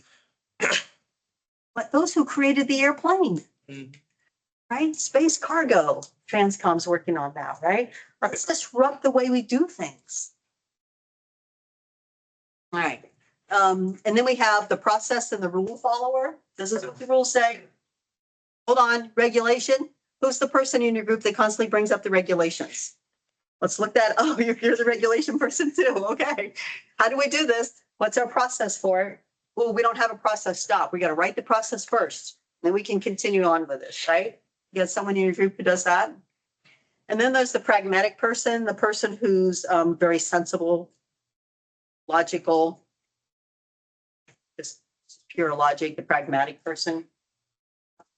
So our personalities will shape what kind of role that we gravitate towards in a team. So you'll want to know your team members to know like who falls into this. Now, which of these roles is better than the others? They're all important. Yeah, when you put them all together on a team, you can really make things happen, right? All of these have a place on a team. All of these can be beneficial to a team. All of these can be frustrating to a team. All of them can be good to the team. All right, more principles over personality. So there are a lot of leadership assessments, personality assessments out there that people can take. Who here has done Myers-Briggs? You know, you're an ENTJ. Who's done a DISC assessment? I've done. Right? Who's done a Gallup leadership assessment? Sam's done them all. What other assessments have you done? Hogan 360. Hogan 360. Yeah. What others? There are others? So we do these assessments and it tells us something about ourselves, right? And I did a DISC not too long ago and I'm reading it and I'm like, no way. Like, that's ridiculous. I'm like, Shannon, can you believe this is what was said about me? And he's like, yeah. I'm like, no. He's like, yeah. Oh, now I have to think about this for a little bit. I'm like, really? Like, I don't like that. Really? But then I learn about it, what it really says. And I'm like, all right, I guess that is me. Right. So we do these and amongst our teams, we do them and we share our results. And then what we don't want to do is go, oh, because of your result, you're this person or you're that kind of person, because that blocks a growth mindset. We don't want to block a growth mindset. This is who people are. Let's use that to go, here's their strength. How does that strength help our team? Right? Here's this person's strength. If I need this result, these are the people who are going to be most comfortable doing that task, working in this environment where we need to go. So we don't want to go, oh, this is this kind of person and just fix themselves on it, right? We use it as a guide. We get to know the individual behind all of these assessments. So I think it's important to note that over time, these personalities, these growth mindsets change. And before every human course I've taken, or at the start of it, they've always given you a type indicator test. is figure yourself out, right? Prior to knowing and going into this course. I think it's important to know in business that those personalities will and can change. Well, can and will change. Yeah, so a lot of times with personalities or assessments, they don't change much over life for a lot of people. But sometimes people have experiences that move them and they do change, right? And it may be as simple as getting married and having a child changes something about you, right? And the personality, or you have some experience, you have a near-death experience. Oh, suddenly something changes, right? But most of us just go through life, da, da, da, da, not much changes, but they can change. What also can change is how we answer the assessment based upon a context. I'm thinking about work. I'm thinking about when I'm on vacation. I'm thinking about, oh, I work in the military. You're supposed to behave this way.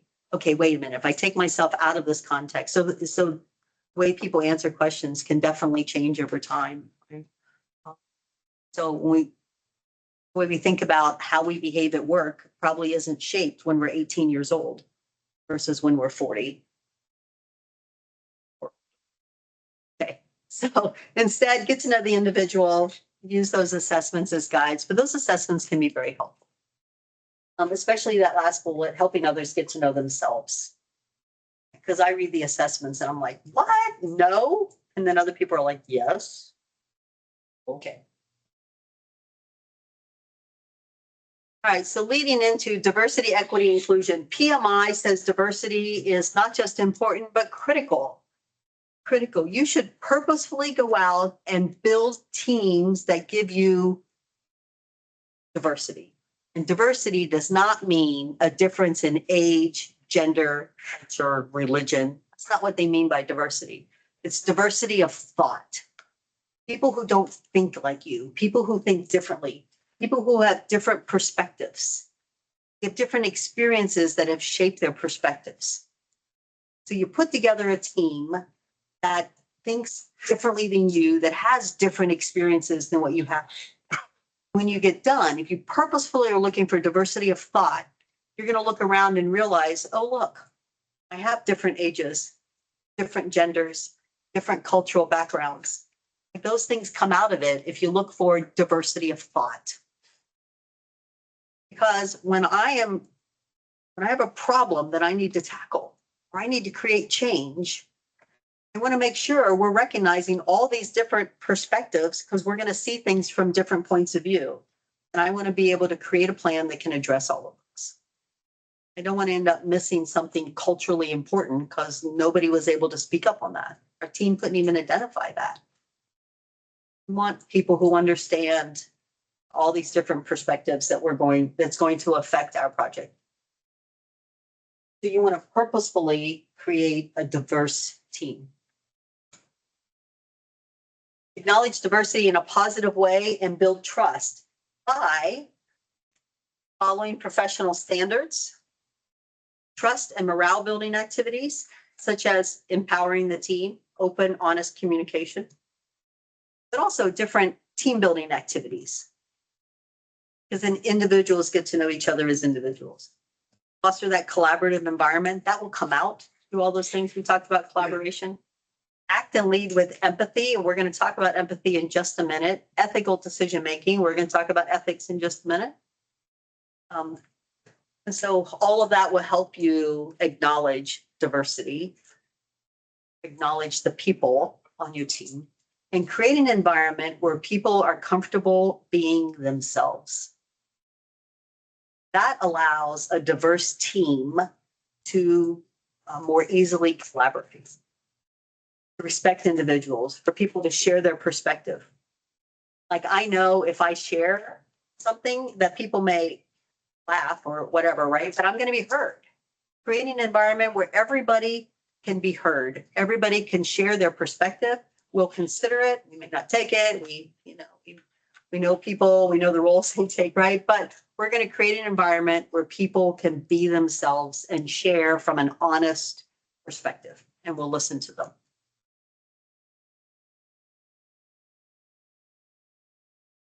All right, emotional intelligence. How many of you, by show of hands, online by show of hands, had multiple English courses you had to take in high school or in college? We got lots of hands online too. Yep. How many of you had to take multiple science classes, high school or college, even if your major wasn't science? How many of you in high school or college took a class on how to get along with other people? Fewer hands, much fewer hands. One online? How many of you, as I mentioned in the last class, I think, went home at the end of the day talking about how you were talked to rather than what was said? Anybody had that experience? Head nods. How many of you left a meeting and looked at the person beside of you and said, didn't say anything, actually, looked at the person beside of you and you were like, my God, what just happened there, right? And you walk away. And finally, when you get far enough away, you're like, what was up with him? Huh? Or her. What? What is her problem? Right? So some of you are identifying with that. What is her problem? Right? Yeah, so that's the importance of knowing emotional intelligence. So we're not the one that people are going, what is up with Julie today? Right? That when people recount conversations they had, they're talking about what was said rather than how they were taught. That's the idea of emotional intelligence. I met with someone last week who told me that they're no longer teaching emotional intelligence, where she's an HR manager for BJC hospitals. So 30-some thousand employees, they're doing civility training, how to be civil and talk to each other. She's like, we have to go back to kindergarten now. She was so frustrated, but they're rolling out civility training instead of emotional intelligence, right? I guess the title's getting a little stale for them, civility, but it really is, how do we treat each other? How do we get along with each other, right? Because people are emotional creatures and we bring our emotions with us to work. Baggage. All of the rocks we've put in this bag, we throw over our shoulder and we keep them and don't even try to take it from me. Right? Like, man, just put the rocks down. It's okay. No, they're me. Right? But we bring all of that with us, right? And as much as we would like to say at work, we can be logical, it's the military, we're emotional people. And all of those emotions play a factor in how we act and how we communicate and how we build relationships within our team and with our stakeholders, right? So the idea of emotional intelligence is becoming intelligent about your emotions and how you manage your emotions and recognizing the emotions in others and what their emotional state is. If you can communicate differently with them so they can hear you, and it builds better relationships. That's kind of the idea behind emotional intelligence. Emotional intelligence has 4 domains, really, but PMI likes to break them down into these 5 categories. Self-awareness is being aware of your emotions, your emotional state, and how you, about knowing yourself, how your emotions play a part in your decision-making, and how you interact with your team. How well you know your own emotions in a variety of situations. So I used to think I controlled my emotions pretty well, but the last 6 months or so, life got kind of hard and it showed me, oh, I do it well when life is easy. But when things get hard, and sometimes they take control before I even know what's happening. Off I go, right? So just this week, I had a great example and Shannon's like, Julie, temperature is a little bit high there. I think you need to bring it down, right? Because I was off the charts, right? Off the charts.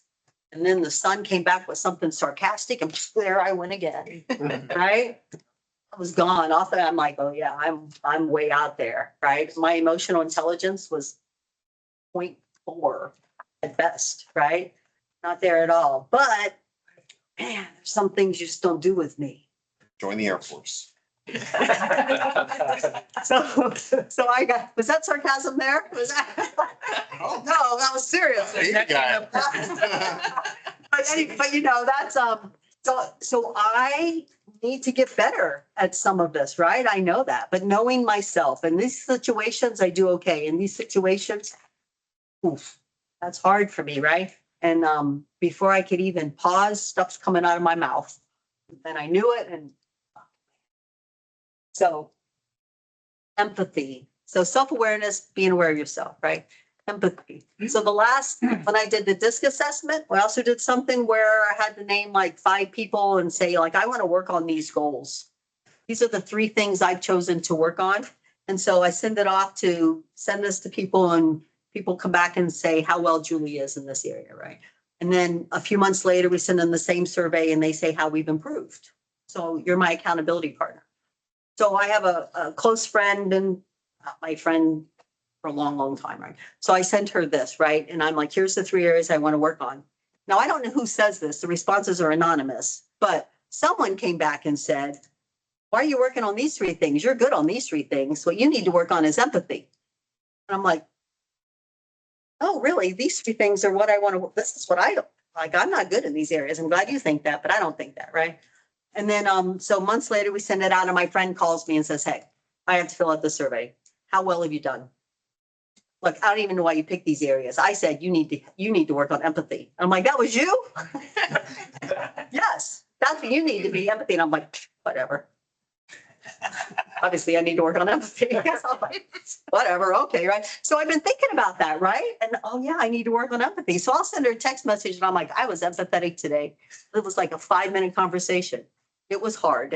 And those have been my conversations with her now, right? But I've had much more focus on empathy and reading some things about empathy and looking at empathy. And what I've come to realize is empathy is really not about, oh, I feel for you, right? It's understanding your perspective of where you are, right? So my perspective of situation isn't the truth. Their perspective isn't the truth. It's something greater than what both of us really understand. But I understand this is how you feel about this. Or I understand this is where you come from here. And so the empathy is really about understanding where that other person is. You understand where you are. I don't have to agree with it. I don't have to believe it. I don't have to feel anything for you. It's an understanding of where you are to be empathetic. Now, Jen and I was on a really long drive one day. The topic of empathy came up. He's really, really good at empathy. And we're like, why do we only have empathy for people in bad situations? Why don't we feel empathy for people when it's really good? Why don't we feel empathy for people who win the lottery? Ooh, let me understand how great your situation is. Does anybody do that? No. No, why? Like, I don't know. If it's really about understanding where the other person is, then that's got to be good and bad. I'm like, there's just understanding where the other person is. So it's not sympathy. Be sympathetic when people are like are in, oh, it's such a bad situation, right? It's jealousy when it's a good situation, I think. I don't know, right? But empathy is about understanding where the other person is. So I'm taking the time to understand what you're feeling. Case of emotional intelligence, right? That's the empathy. So if I can understand where you are, then it helps me relate to you better, communicate better. That's what empathy is about, and as it relates to emotional intelligence. You just grab an understanding of where you are. Is it an example of empathy when you're happy for someone who has achieved something and they're happy, and you say, I'm so happy for you. I'm so happy for you, Yeah. right? It could be, that could just be a polite response, but it could be empathy. Let me understand where you are. And I'm understanding that you are super great right now, right? Sure, yeah. So that's the empathy part. Just an understanding of where you are. And if I can see through your eyes the situation, I can understand where you're coming from a little bit better. All right, motivation. I had to write down what PMI thinks about motivation here, so let me look at my notes here. Motivation is your intrinsic reason. So all internal to you, your intrinsic reason for achievement. Why do you want to be successful or not successful? Whatever the level of achievement you're aspiring to, right? Motivation is that intrinsic reason, which is emotion. Right? Stuff inside of why you want to be, why you want to achieve whatever it is you want to achieve. Self-regulation has to be, so self-awareness, knowing yourself, knowing your emotions. Self-regulation is how well you control your emotions. So within the workplace, we expect a range of emotions. We somehow say this is what's appropriate. So the way you may cheer at a ball game, the way you may get excited for some sort of sports player, you probably don't exert that same level of excitement in the award ceremony where someone's getting an award, right? You probably aren't cheering the exact same way that you would in your living room in front of the TV when something's happening. So the range of emotions that we say we should express at work, I don't know who they said, we should express it. I don't know where these norms came from, but there's a range that would be acceptable for your team and for your work environment, and comes from the interactions of the people within there, right? But we end up setting a range. And can you maintain an appropriate range of emotions for these situations? That's what self-regulation is. Can you maintain your emotions within that range that's an acceptable norm? And social skills has to do with how well you build relationships and rapport with others. And that's emotions, believe it or not.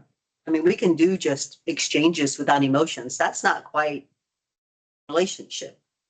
Social skills have emotional connections. When we connect with others, it's about emotions.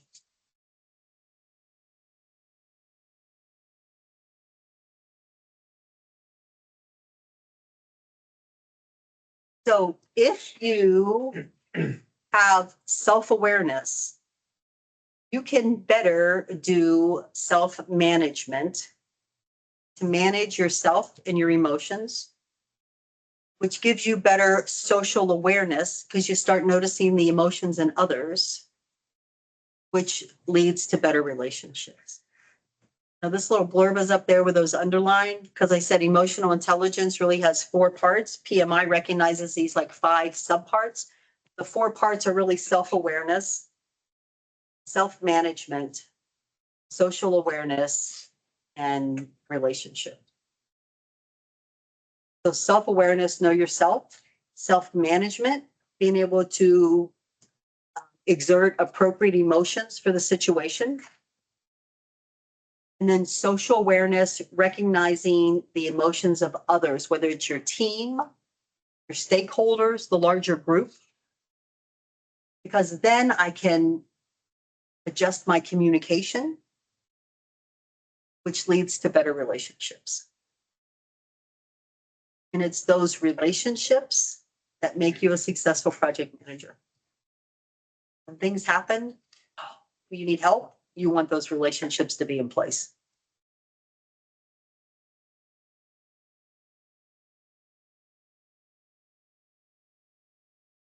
I may have talked about empathy too much, covered this already. Empathy, the foundation for understanding the motivations for others. You start to understand their motivation. I understand where you are, kind of seeing the world through your eyes. Not necessarily where I am. I don't have to agree with all of that, but I need to understand where you are. That's what empathy is about. It's about understanding. And then empathy helps us help ourselves and our team by observing emotional cues, allowing us to listen, allowing us to display tact, being able to appreciate another person's point of view. Again, you may not agree with it, but you kind of understand where they're coming from. The appreciation. Recognizing others, in this case we have client, but others' needs, And then empathetic teams want and give recognition, rewards, coaching, mentoring, growing, helpful criticism, not hurtful criticism. Right? We can speak the truth. We understand why that's someone's truth. Okay? And then understand power connection. Questions about emotional intelligence or empathy? I suspect you will have 5 questions on the exam. Knowing what empathy is, why you want to be empathetic, and then knowing what emotional intelligence is and why you want emotional intelligence and those 5 parts that comprise emotional intelligence for PLI.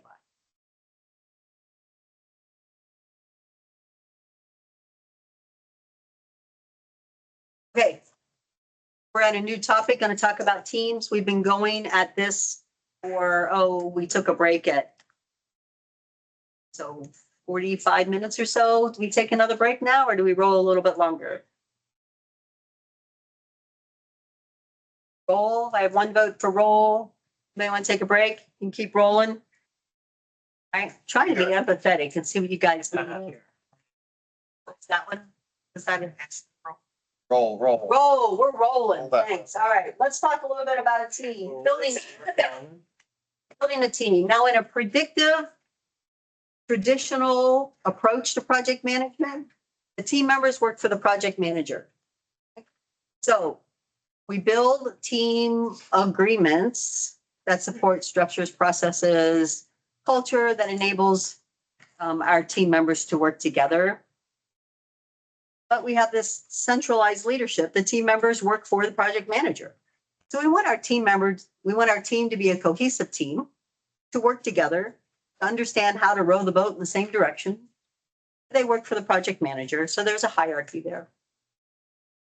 With a agile, iterative, adaptive approach, the team is empowered and they self-organize. So the team does not work for the scrum master. The team does not work for the product owner or the project owner, right? They work with those people. So the team decides how they're going to organize. Who's in charge? Who's facilitating meetings? Who's taking accountability for whatever, right? The team gets to decide that. And as it says there, people fluidly assume leadership, which means it can change whenever the team wants it to change. Maybe there's one person who doesn't mind facilitating meetings and everybody else doesn't want to do it. So that one person facilitates all the meetings. But in terms of who manages the work process, like right now, this person has the strength, they do it. As we shift to another sprint with a different focus, another person's going to take the lead. They have that, can move the work forward, right? So it changes. It's a self-directed team, a self-organized team. That's the goal for Agile, is to have self-organized team. And I don't know of any question on the exam that talks about a traditional team. They work for the project manager, how you organize them, what their structures are, but you'll see a couple questions about self-organized teams. So they decide how they're going to organize, and it can change. That's always associated with Agile. Self-organized teams is always For the test. associated with Agile. Doesn't mean it couldn't be associated with others, but it's always associated with Agile. Yep. Yes. Okay, when we say project team, who's on your project team? Well, it's your team members who are actually doing the work, but there are other people who you'll want to consider as part of your team as well too. So the management staff, so maybe a PMO, you think of being a team member, or the program manager or portfolio manager, think of them as being on your team. They can help you, right? They control some resources. You'll want them on your team. The work staff is actually your team members. Supporting experts, so people you consult with, other SMEs who are in your directorate or throughout TRANSCOM, consider them part of your team, and then some business partners, other stakeholders that you have. So if you think about all of these on your team, they may not be daily doing all the work, but they're your team members. Come on, you're part of the team here. All right, build a team. Who do you put on your team? Well, it depends on what work needs to be done, right? When we're building a house, I don't get just all carpenters. I need an electrician, I need a plumber, I need a roofer. And so we're going to think about all of the skill sets we need for on our team and make sure they're all represented on our team. We want to avoid having a single point of failure. Okay? Let's have some redundancy built in so that when person is missing, work doesn't just stop. Our whole project can't move forward because we have a single point of failure. And then we hit that point. Now, Agile is a lean method. Lean Six Sigma, a lean method. We want to eliminate redundancies. We want to get from point A to point B in the least amount of steps. Most efficient way. We don't like redundancy, but we have to avoid a single point of failure. Somewhere within our lean processes, we know where there's a backup if we need it. And we just don't want work to stop because we have a single point of failure. Want some plan for redundancy in there. Cross-functional teams. Cross-functional teams means we have people who do different functions on our team. You've all worked in cross-functional teams. That's like a buzzword now, right? So a cross-functional team at TRANSCOM would have someone from J3, J6, J54, J1, cross-functional team working together. Right? Cross-functional team building our house is the electrician, the plumber, the carpenter. Different skills. They look at things from different perspectives. They have different roles. They come together as a cross-functional team. And then T-shaped people. T-shaped people, then a lot of depth in one area, but I know some things about other areas. Look at me flying now. I don't know why that just came up here. But so I have some sort of depth in other areas. So I have some breadth so that when the person who is deep in that subject leaves, they're my single point of failure. I have other people who have some experience that can fill in.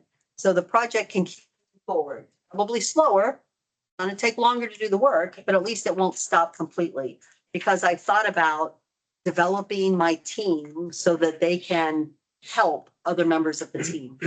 So with Agile, when it's about the accomplishment of the team, not any individual, but the accomplishment of the team, I want to make sure my team is capable of doing the work that the team needs. So that's allowing others to learn other people's jobs, picking up skills beyond their area of expertise. So there'll be a couple questions on the exam about T-shaped employees. Let's know that they have a lot of depth in one area, but they also have breadth in other areas too. And the reason you want a T-shaped employee is because it will prevent work stoppages. Prevents work stoppages.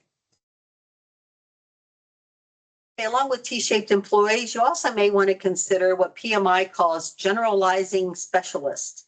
The rest of the world calls them generalist. It's a generalist. It's someone who knows a lot about a lot of areas. In fact, they may not even be deep in any one particular area, but they've got a breadth of knowledge that can help out with a lot.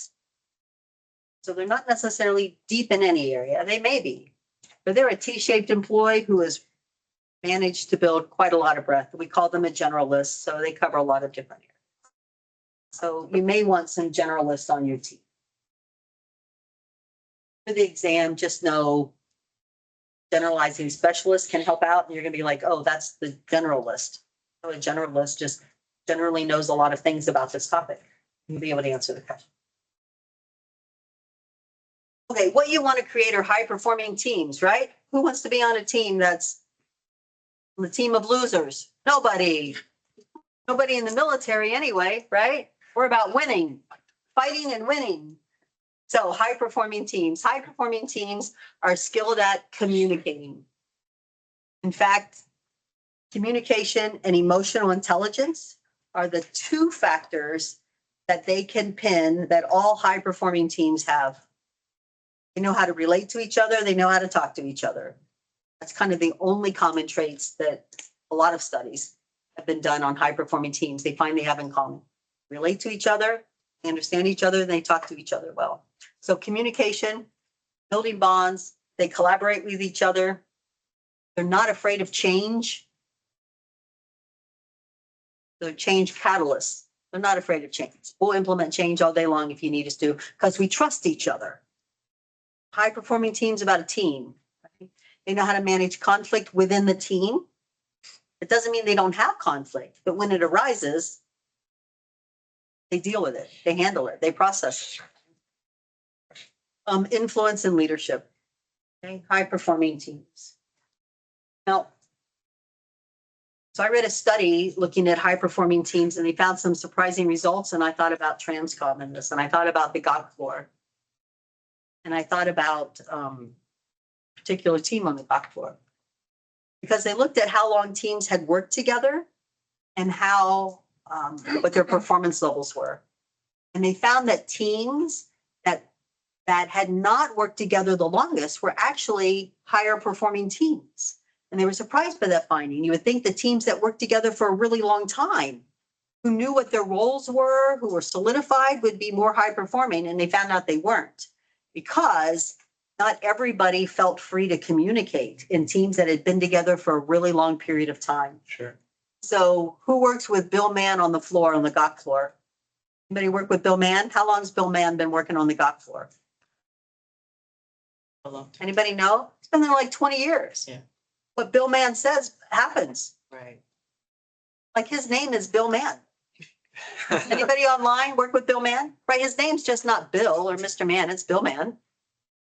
And the man's amazing. He's really good at his job and he's been there for a long time. He's truly an expert in his job. And because of that, new people coming in or people who've even been on the team for a while won't challenge Bill Mann.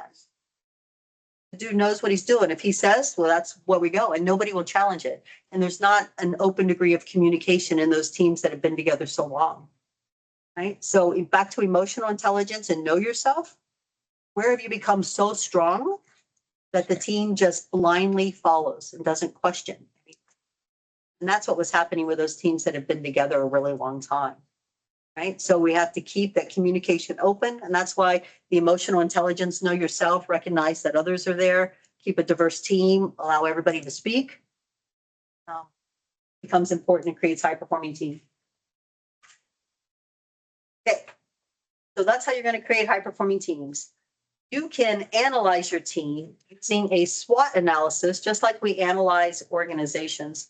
It's a little bit different when we talk about teams. So SWOT stands for strength, weakness, opportunities, and threats. Strength and weakness, same thing. What's the strength of my team? What's the weakness of my team? Like, where am I missing a skill? Maybe where am I missing some experience? I have a lot of junior people. I don't have like real experts here. The O is opportunity to improve my team. So the O is a little bit different than a traditional SWOT analysis. But what's the opportunity to improve the team? And then what are my threats to the team? Like, I have 4 people on my team who are 65 years old and planning their retirement. Oh, half my team's going to leave this next year. Oops, that's a threat to my team, right? That kind of thing. There's a lot of government contractors in the area that do cyber, and one of them starts raising their pay. And they start taking an employee, and then others start, and then there's constant turnover amongst the cyber people in this area, right? There's a lot of competition for good cyber people. That's a threat to the team, right? Everybody keeps trying to poach my team members here. And then other threats, right? I just think of people leaving being the biggest threat, but Yeah. promotions can be threats. Leaving at the same time, multiple people leave at the same time. So promotions, that's awesome. You have people who are really good. You've developed them and they're being selected for promotion. Oh, but that's also a threat to your team at the same time. Don't get people. So I take don't get people promoted. Yes, no. Got it. So make your people really good, but don't tell anybody else that they're really good. That's what you do, right? No, so that's doing a SWOT analysis for your team, keying on, what's their strength, what's their weakness, but what's your opportunity to improve the team and what are your threats to this?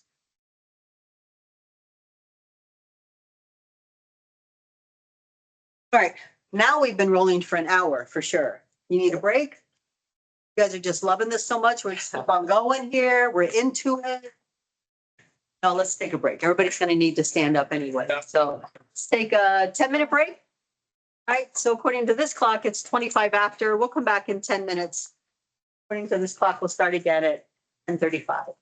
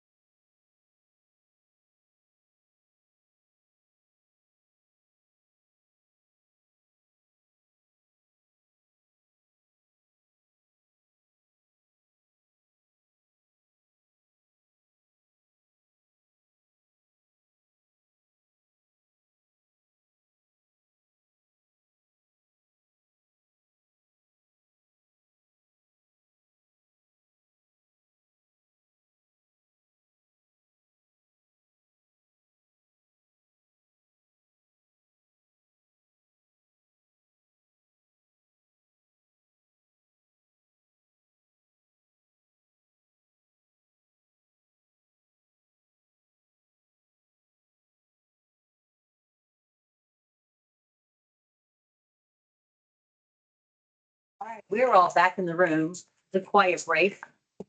We're back online, ready to roll online.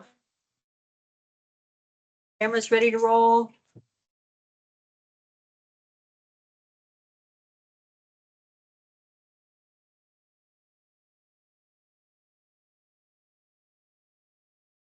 Yeah.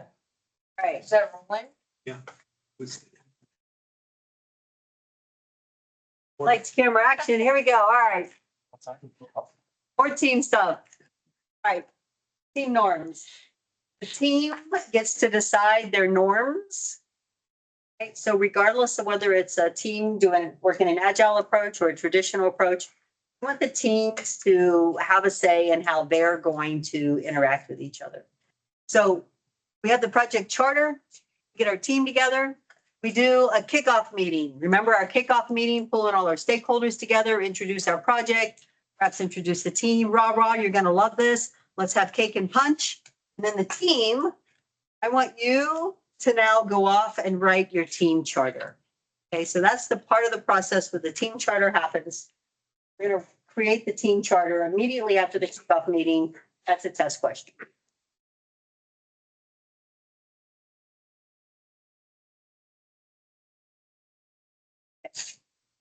So kickoff, cake and punch, team, go to the local.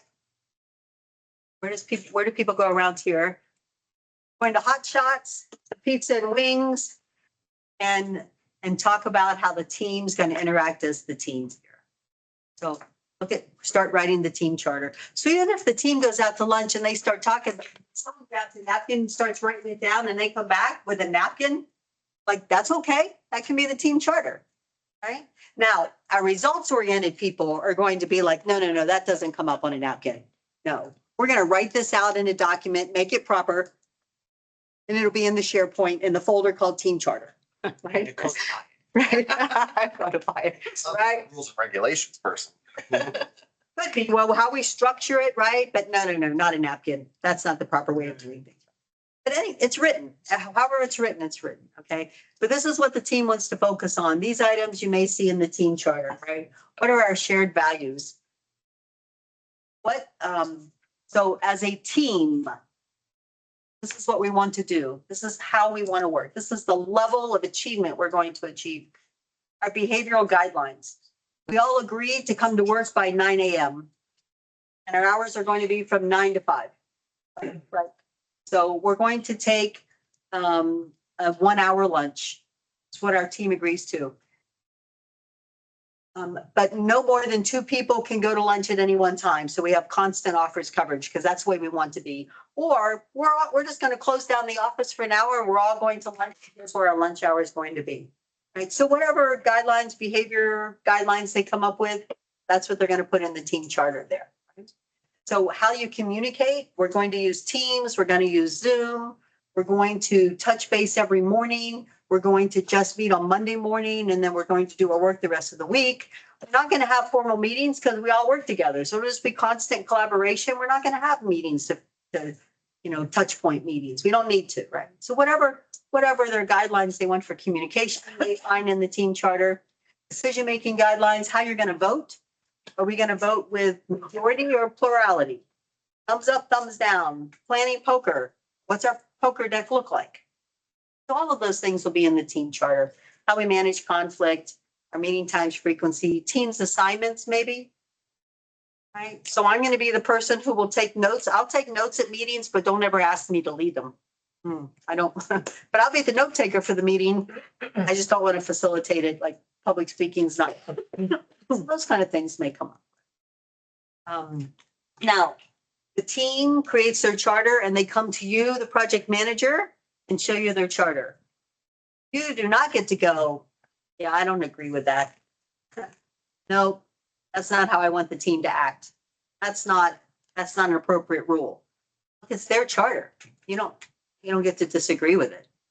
Now, what you can say though is, did you talk about how you're going to manage conflict? Did you talk about how you pull items from the backlog? Did you talk about, you may want to consider putting that in your team charter. You can say those kind of things. I see that your working hours are 9 to 5. Well, our organization, TRANSCOM, requires us to have someone here by 7:30 in the morning. So like, that's not optional. So someone has to be here at 7:30. I need you guys to figure out how you're going to cover that time from 7:30 to 5. And then the team can say, all right, we're all going to start at 7:30, or somebody will be here at 7:30. And then everybody else just has to be here between 7:30 and 9, something like that, right? So you can say those kind of things as the project manager. You don't get to disagree with it, right? Their charter, they write it, their rules. You make sure it fits within the organization. You can say about things that are missing. So you can say, look, you can't shut down the office. TRANSCOM won't let you. So you can't just all stop and go to lunch together. But you know what? You probably can on Fridays.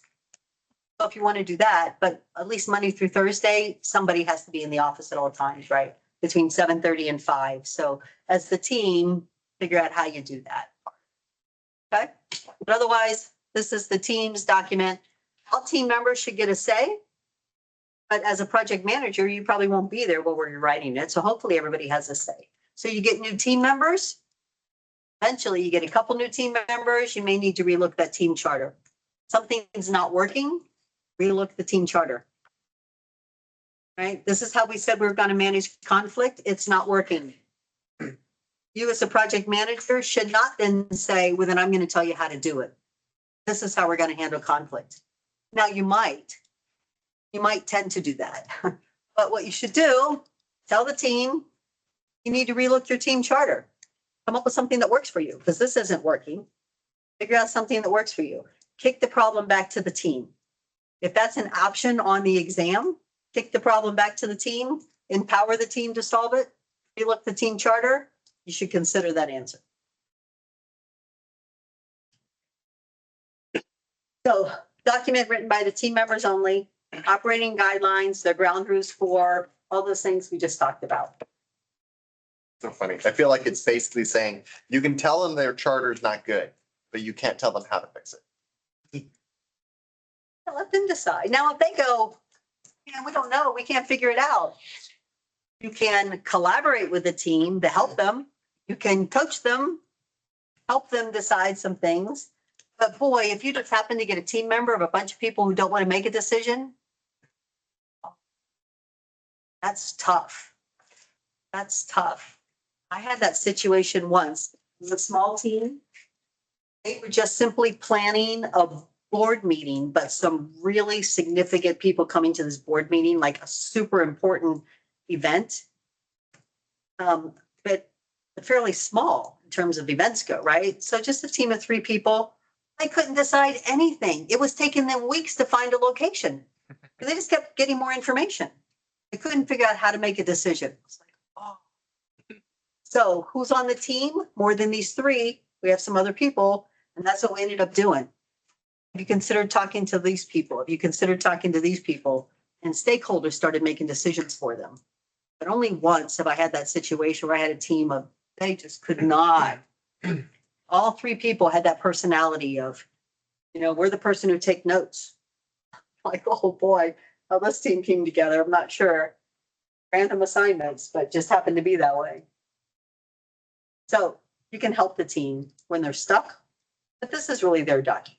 Before they write it, can you give them some information that they might need in order to help shape their thing? For instance, the working hours of TRANSCOM or something like that. I feel like if they came back and were like, yeah, we're going to work, noon to 3 or something. We're going to work from home. Yeah. And you're like, okay, no. Right. Okay, so you have to redo your team charter. I can't tell you how, but I can tell you working hours are 7:30 to 4:30 or 3:30 or whatever it is. Yeah, so our contract says we have to work between these hours, right? Yeah. So we have to figure out how to work between these hours. Our contract says these kind of things. Now, your team probably comes from within TRANSCOM, so they probably already know things about the organization. But if they don't, yeah, absolutely, you want to tell them those kind of, here are boundaries, here are constraints, here's the organization, who we are, and then how the team works within that. Sure.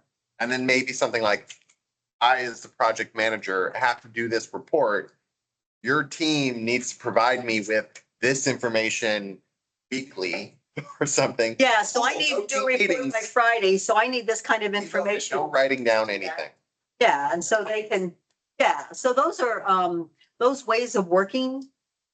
But how the team, and you may have a template for a report, that they're gonna use this template for the report. But who's gonna do that? Who's doing the report? Team can decide who's best of who's gonna do the report. Here's the report we need. I need to have it done by noon Friday, so I need this much time to work on it, so, give it to me by Thursday, and they'll figure out how to get that information to you by Thursday. Enforce the charter. Once they create their charter, enforce it. Right? Coach team members. Now, here's a test question for you. Say harsh disciplinary action for severe violations. Right? So do you fire someone because they keep showing up late for work? Probably have to find out why they keep showing up late for work.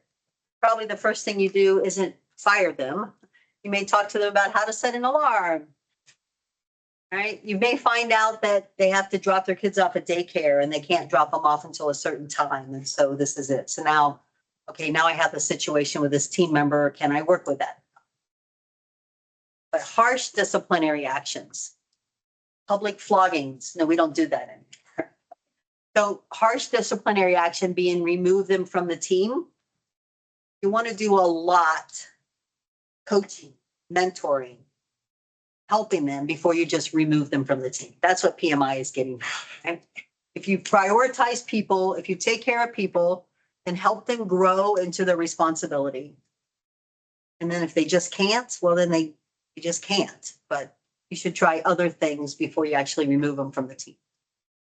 Somebody in chat mentioned communication plan, and I think that was probably in response to like some of my questions about what guidelines we can give the team, or maybe it wasn't. I don't want to necessarily speak for them, but that brought to my attention that maybe I'm not fully understanding something, which is it says immediately after the kickoff meeting, create a team charter, but are some of those other documents already there? Like, where is that in the process? Yeah, so if you're working a traditional project and you've written all your plans, those plans are going to get written before you do your kickoff meeting. Okay, So that we'll be able to reference those. Yes. got it. Thank you. Yeah, your plans will be written prior to kicking it off.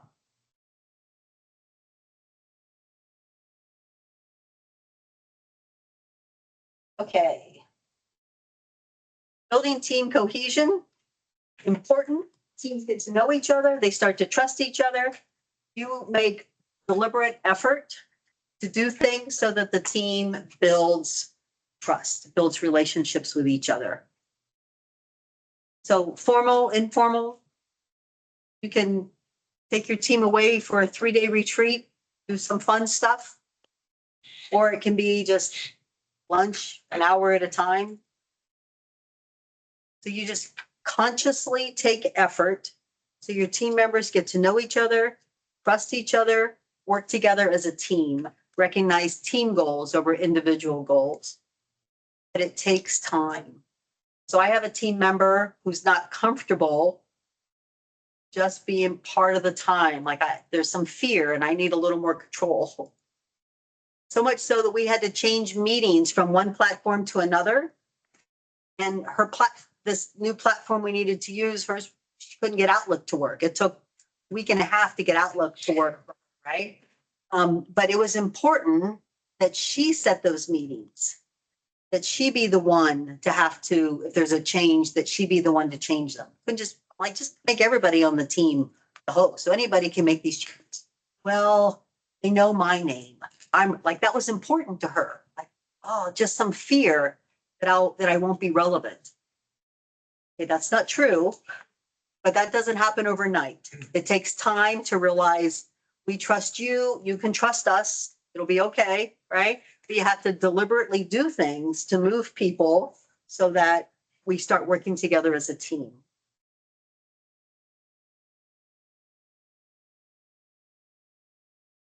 Tuckman stages of team development is the theory that is most recognized for team development. A long time ago, he said there were 4 stages that teams go through, and then about 10 years later, he added a 5th stage to it. Maybe 15 years later, he added a 5th stage. So he's like, all teams go through the stages of forming, storming, norming, performing, and then adjourning. It almost rhymes all the way through. So, and a team will work through these stages. So initially, teams come together and form. Oh, for the exam, you'll want to be able to put these 5 items together in order. So that's a common question that I think most people are getting. Tuckman stages, it'll be, here's the 5, and you have to drop and drag and put them in order. So the first one being forming. Team members are just introduced to each other. So they're very polite to each other at first, right? We're getting to know each other. We're asking questions, shaking hands. We're being on our best behavior. And that's the forming. Just have to try to remember your name for first, right? What role do you have? What do you do? What knowledge do you have? Right. And then eventually the team members start to know each other enough that they feel comfortable to express their opinion. And their opinion may be different than others. And so I'm going to tell you, I have a different opinion. And we start storming. This is where some conflict starts to arise. So the team's just realizing they're not all alike, and they're starting to disagree, and they have to figure out how to deal with that. That's the storming phase. And there's the norming phase where we get all of that kind of settled down. We learn each other. We know what their preferences are. We know what they're doing. We understand the way you think. We know we've learned some of your personality and the roles, and we start performing in those roles, and the team just starts being productive. That's the norming stage. We get some team norms. Just we know who each other is, and we're able to be productive. Performing stage is where the team becomes a high performing team. They know how to communicate. They have this. They collaborate well. They know each other. They can predict things are doing. They're a high performing team. That's performing. And then our project closes. People go their different ways. That's a journey. Okay, so that's the order: forming, storming, norming, performing, and a journey. So it starts with forming, get to know each other. Conflict starts to arise. Oh, now I know who you are. I figured it out. I can deal with you. Doesn't have to create conflict. We start being productive, and then we can become a really high productive team, and then our team disbands. Now we get new members in our team, and anytime we can fall back a stage, right? We can be high performing and end up going back into the norming stage, or right back to the storming stage when we get new employees. So we can go through this process again. A lot of different things can set us back a stage. All right, so know the order. There was a question that I had that I just know one other person who's told me they had that question.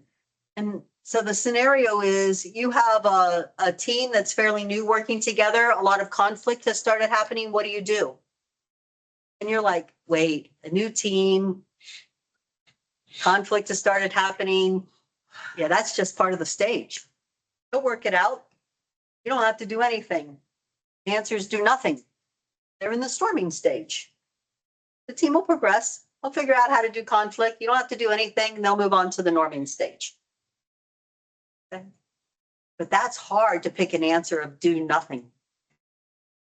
Okay. But you just recognize you're in the storming stage. So there's a couple questions where you're recognizing what stage the team is in. That's the scenario, mostly forming and storming.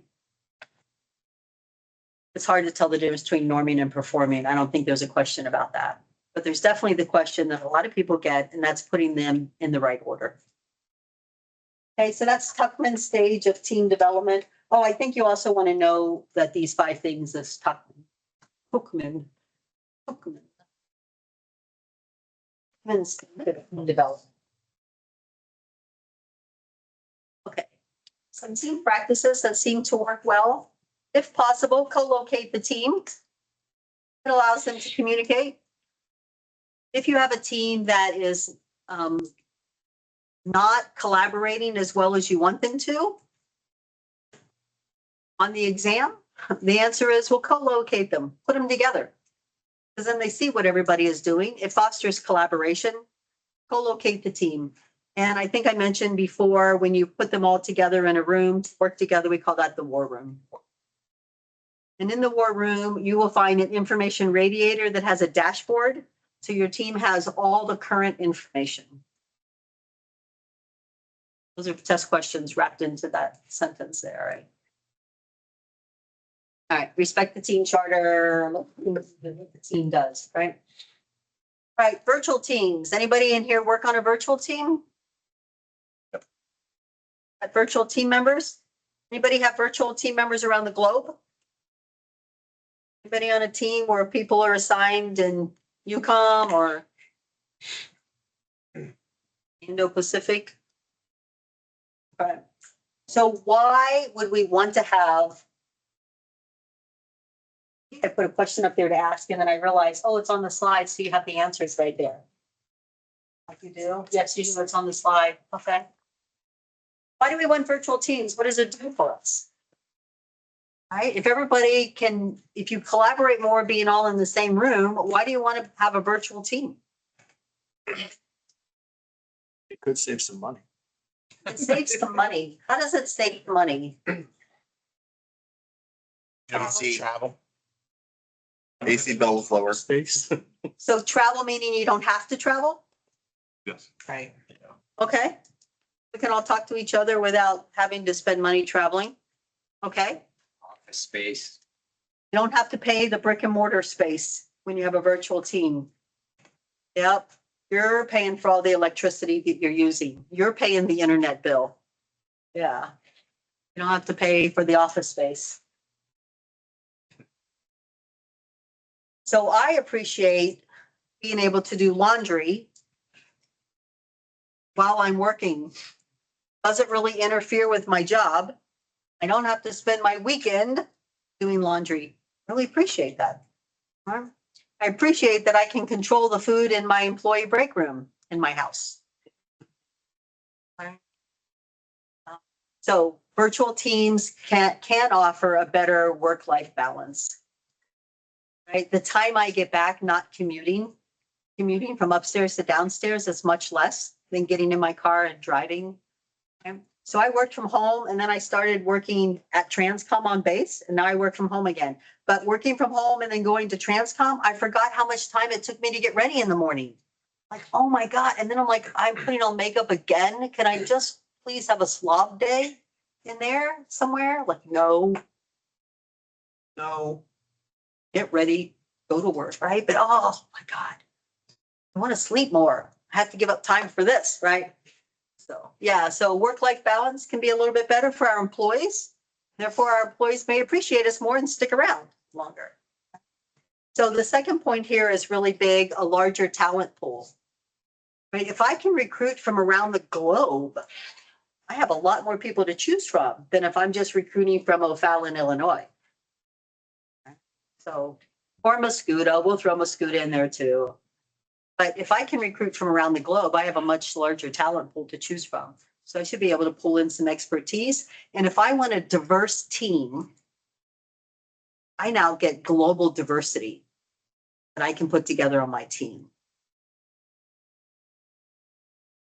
And it saves money, not only by not having to travel, but I don't have to pay for relocation. People don't have to sell their house and buy a new one. Or buy a new one and rent the old one and have all those houses. But some challenges with virtual teams. How do you keep your team engaged with a virtual team? How do you know when you have a meeting with your virtual team that everybody's engaged? COVID hit and I started playing games on my phone. Right? Because some of those meetings was like, God, I don't even know the part that I should be concerned about. And I tuned out. Right? Shame on me. Am I the only one who did that though? No. Okay, thank you. I'm not alone in that, right? So how do you keep your team engaged? That's a challenge. Is that a functional issue or is that a having effective meetings issue? Well, It's both. probably about effective meetings, but how do you know that your team is engaged when it's a virtual team? Do you make everybody turn their cameras on?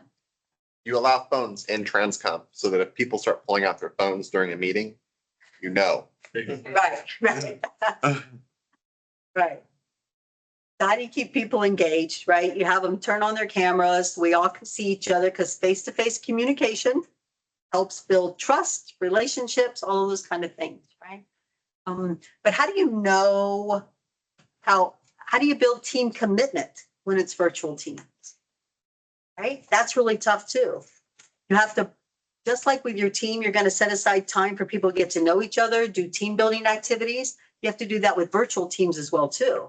And that's a bigger challenge. So last class, somebody told me they have like virtual happy hours. And I was like, great, you're making me sit around and just talk with you. He's like, no. We sent pizza to their house. So we all had pizza together because we had pizza delivered to their house too. Each virtual person, right? And I was like, okay, now we're getting somewhere. Now you got a pretty good idea, right? We're all having the same thing that showed up at your house at this time. Someone coordinated all of that. Like, yay, project manager. Like, I'm not near as good as you are. That's a great idea. But so I'm going to get team engagement. I'm trying to build that we're part of a team. Things we do together. Anybody else had experience with purposefully doing something to build team cohesion on a virtual team? First virtual team I was on, we were all pretty local. We just all worked remotely. So once a month we got together for lunch. Did some in-person stuff and we all went to lunch together. I mean, I think at the beginning of every meeting, we kind of have 5 or 10 minutes of more like socializing before the meeting actually kicks off. Like it also allows people to like log in because not everybody's kind of like logging in perfectly on time, unfortunately. But like that, I think that also kind of helps build a little bit of getting to know each other a little bit more and therefore getting some maybe buy-in as part of the team.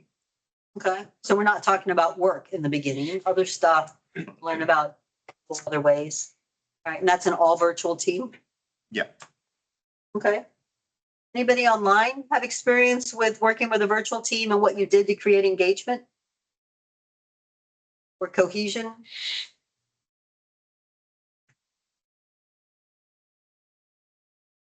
You know your virtual team member likes being on the team? Does it matter? Kind of, because I don't want to stick around, right? Okay. How do you build a team culture? As has a comment, ask specific members to give tailored topics that are in their strong suits. Okay, that's a great idea. Okay, if we have a virtual team around the globe, we have a lot of different cultures. And there's a lot of different rules around communication norms with different cultures. Okay? So we want to be respectful of another culture. We're not going to do something to ask that team member to violate one of the norms of their culture. So this is how we do it in the United States.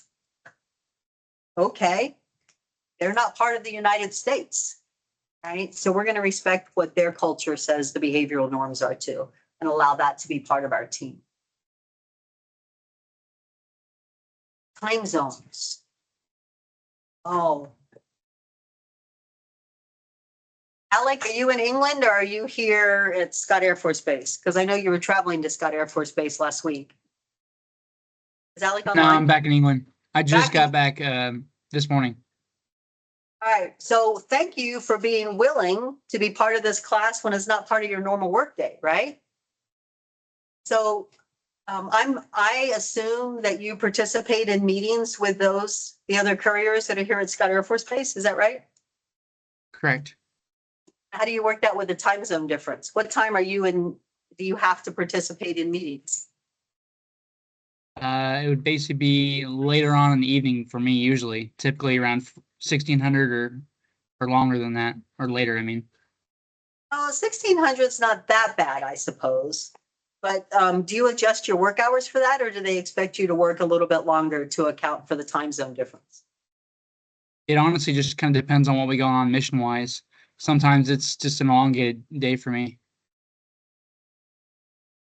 Yeah, so not to put you on the spot, not to make you lie to us, how willing are you to stay on a team that makes you work longer days than everybody else on the team? Yeah, not very willing. How willing would you be to work on a team where you have to work longer hours than everybody else because you're in a different time zone and the team won't account for that? That's something you have to think about, as well as what technology do you use and what kind of network access do your team members have? So to have a successful virtual team, project manager, you have to make sure that your meetings are at such a time that everybody gets to participate in the meetings. Consider the time zones. So you can't say, okay, 4 or 5 of us can meet. So for team member number 5, we'll send you the notes so you know everything that we're going to talk about. Don't do that. On the exam, don't do that. Find a time where everybody can participate. You have technology that everybody then can participate because everybody has technology. Everybody has access to the SharePoint.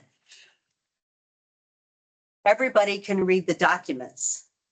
Now think about this. If we have people in different countries, what language do they speak? Everybody needs to be able to read our documents. So we allow technology to translate for us, or we only hire people who have certain language skills. But we're going to make sure that everybody can participate. Everybody has access to information. And we're not going to violate cultural norms. So our team is able to do all of their work considering all the different cultural norms. So here's a test question that I had. There is a person on your team who has been doing outstanding work. She has been really good. And you have decided to promote her to a team lead position, a management position. Right? So you go tell your program manager that you're selecting this person in this country to be the next manager on your team. And you're told that females in that country aren't managers. They don't take those roles. What are you going to do? A, we'll promote them anyway, because this is a US company, US team. We promote females. Make her a manager. Like, what's the big deal here? B, what's the B answer?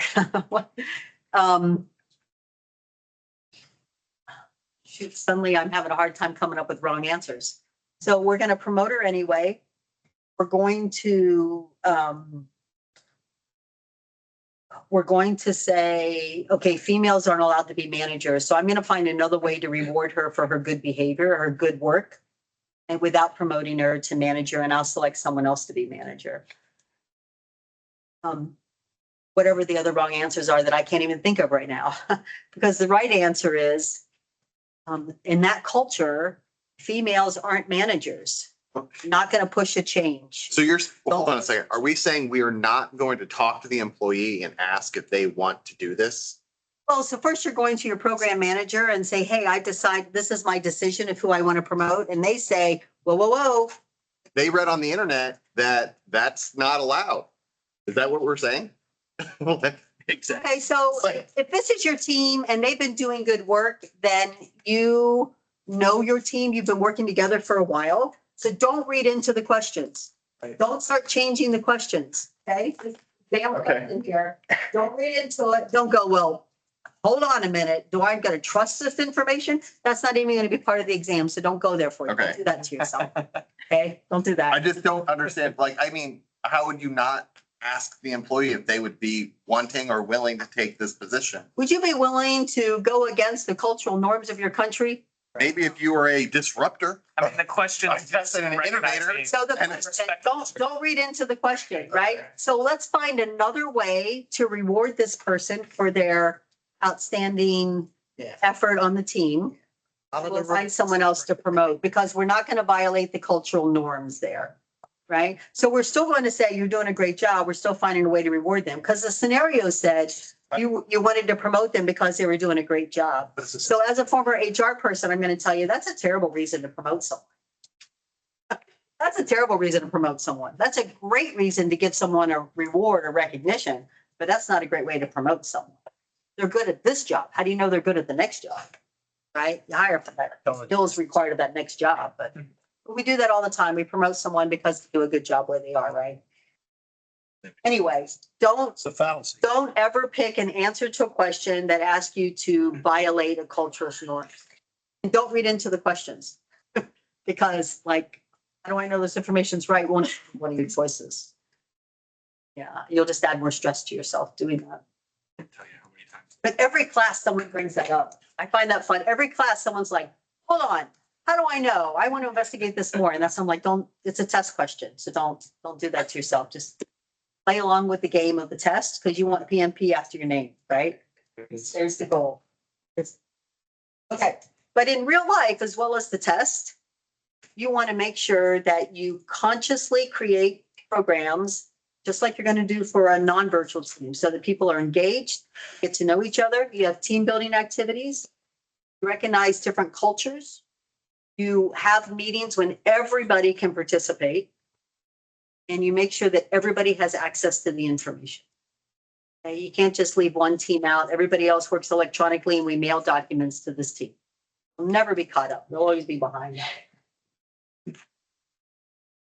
Oh, consider different languages that you have to deal with, right? What are the language barriers? You're consciously going to have to create things to overcome some language barriers. And then the lack of nonverbal communication. Nonverbal communication is 55% of all communication. You take that away and now you've lost a lot of communication. So the lack of nonverbal, well, we tell people to turn their cameras on. Takes a lot of bandwidth. Sometimes it works, sometimes it doesn't. Sometimes we use it, sometimes we don't.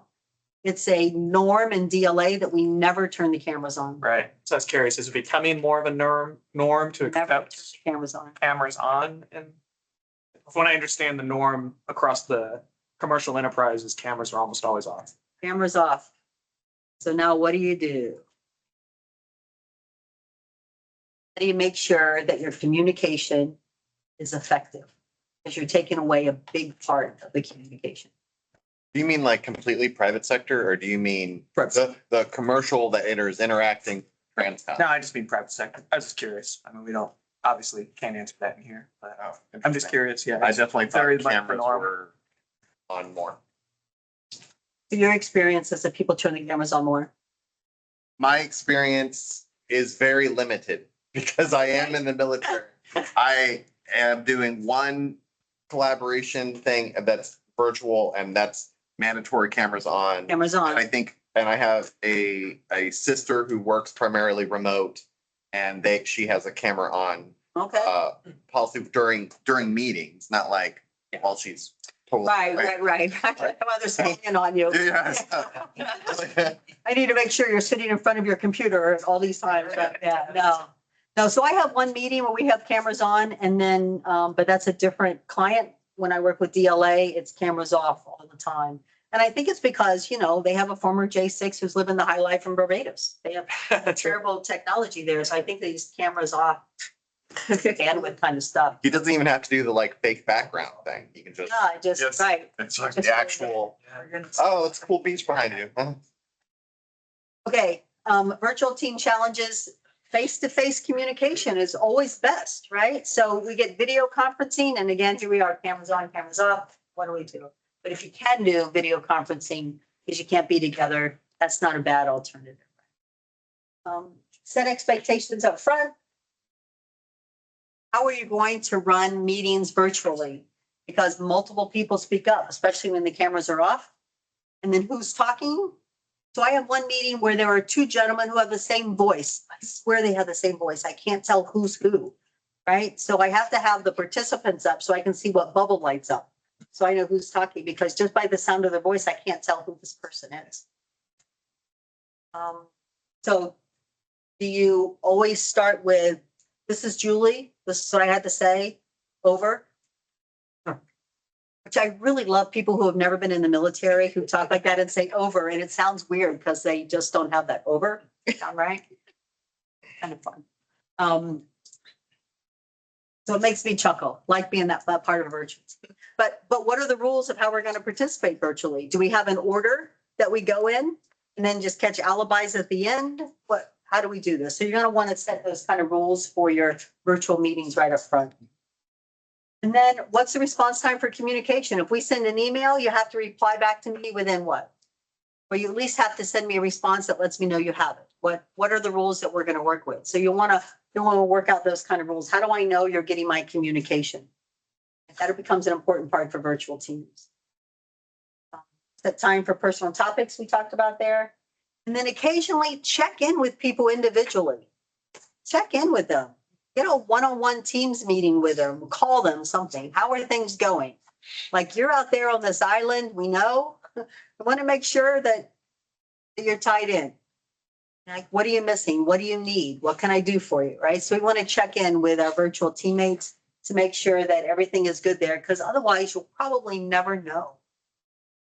And then the rules you're going to operate your virtual meeting with, you're going to write those in your communication management plan.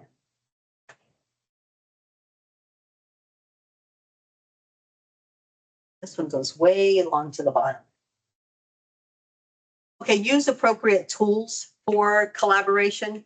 And this is really virtual teams or in-person teams, really. But consider the working hours, geographical dispersion, security requirements.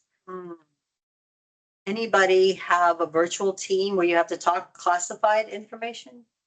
Yeah, actually, because there's certain rooms you go to in order to have those meetings there. And TRANSCOM has like 3 of them on Scott Air Force Base where you can have a classified conversation.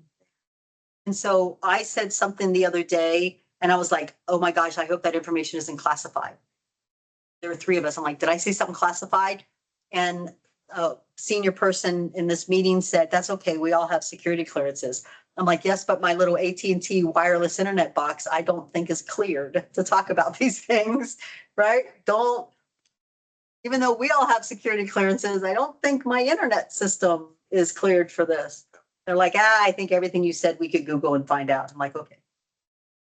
We'll just trust that. That probably is true. So. Yeah, a lot of places. Too much paperwork to acknowledge that comment.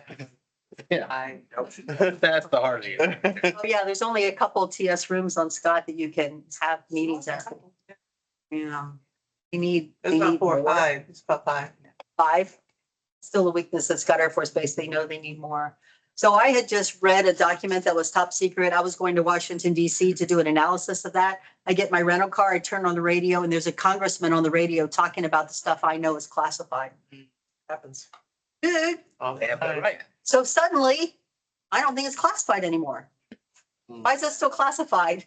I just heard them talking about it on NPR. They don't have the ability to downgrade the company. No, they don't. We'll still. believe we'll still everything think every it's congressman classified. Do you believe everything that every congressman says? Well, I knew what this document said. Right, but now. Obviously, this congressman did too. It's their But risk. that's why, Yeah. That's their risk. Right. They won't get fired for saying. JWC. Yeah. I'm like, oh.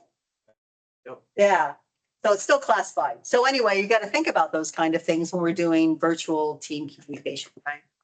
So in the virtual teams you're part of, for those online and in the room, do you know what everybody's security clearance is? Hopefully. So I guess like, yes, got it. We all know who we are.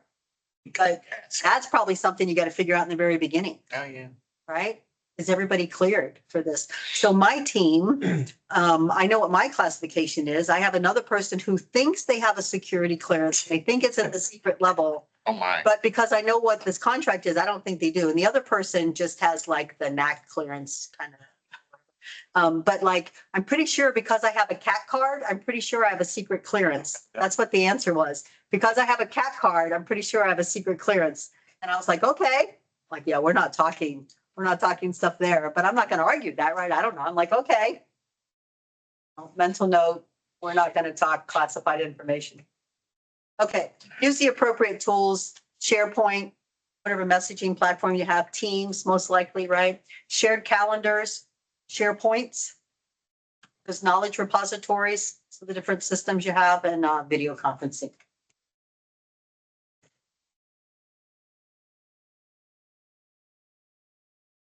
I don't know if there's anything different on this slide.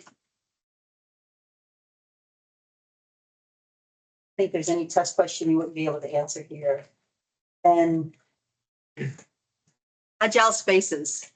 So agile requires a very high level of collaboration because so many tasks are unknown and you're gathering feedback that you have to quickly add to the process here.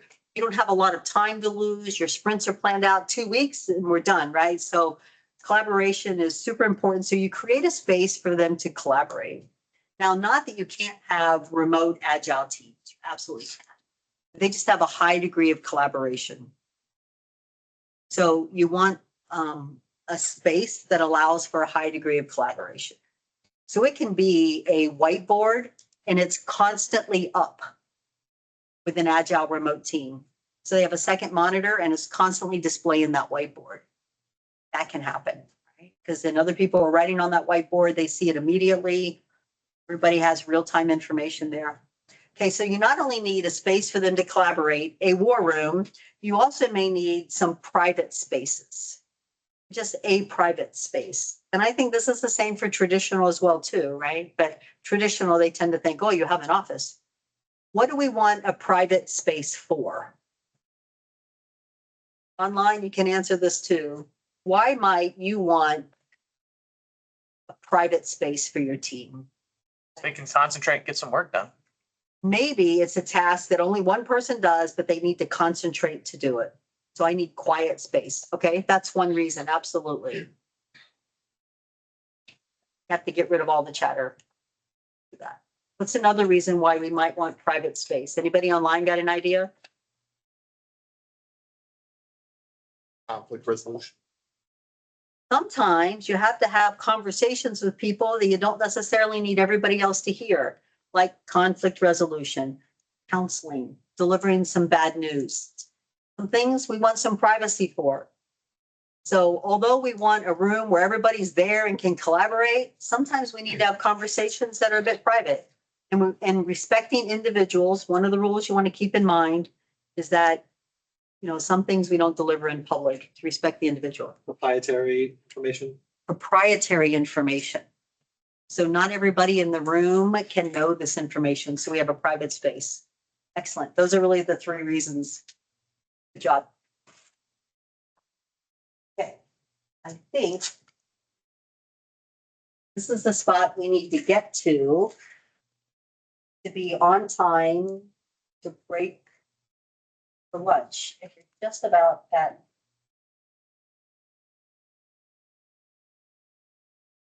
so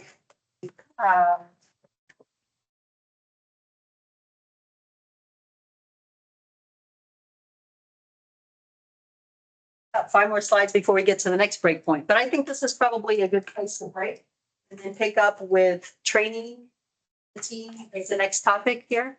So let's take a lunch break. I think we can take an hour for lunch. So if we came back at probably closer to 11:20 in real time, right?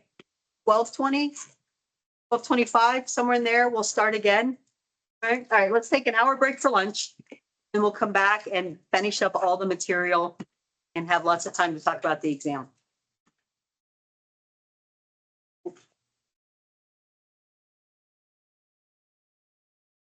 Sir?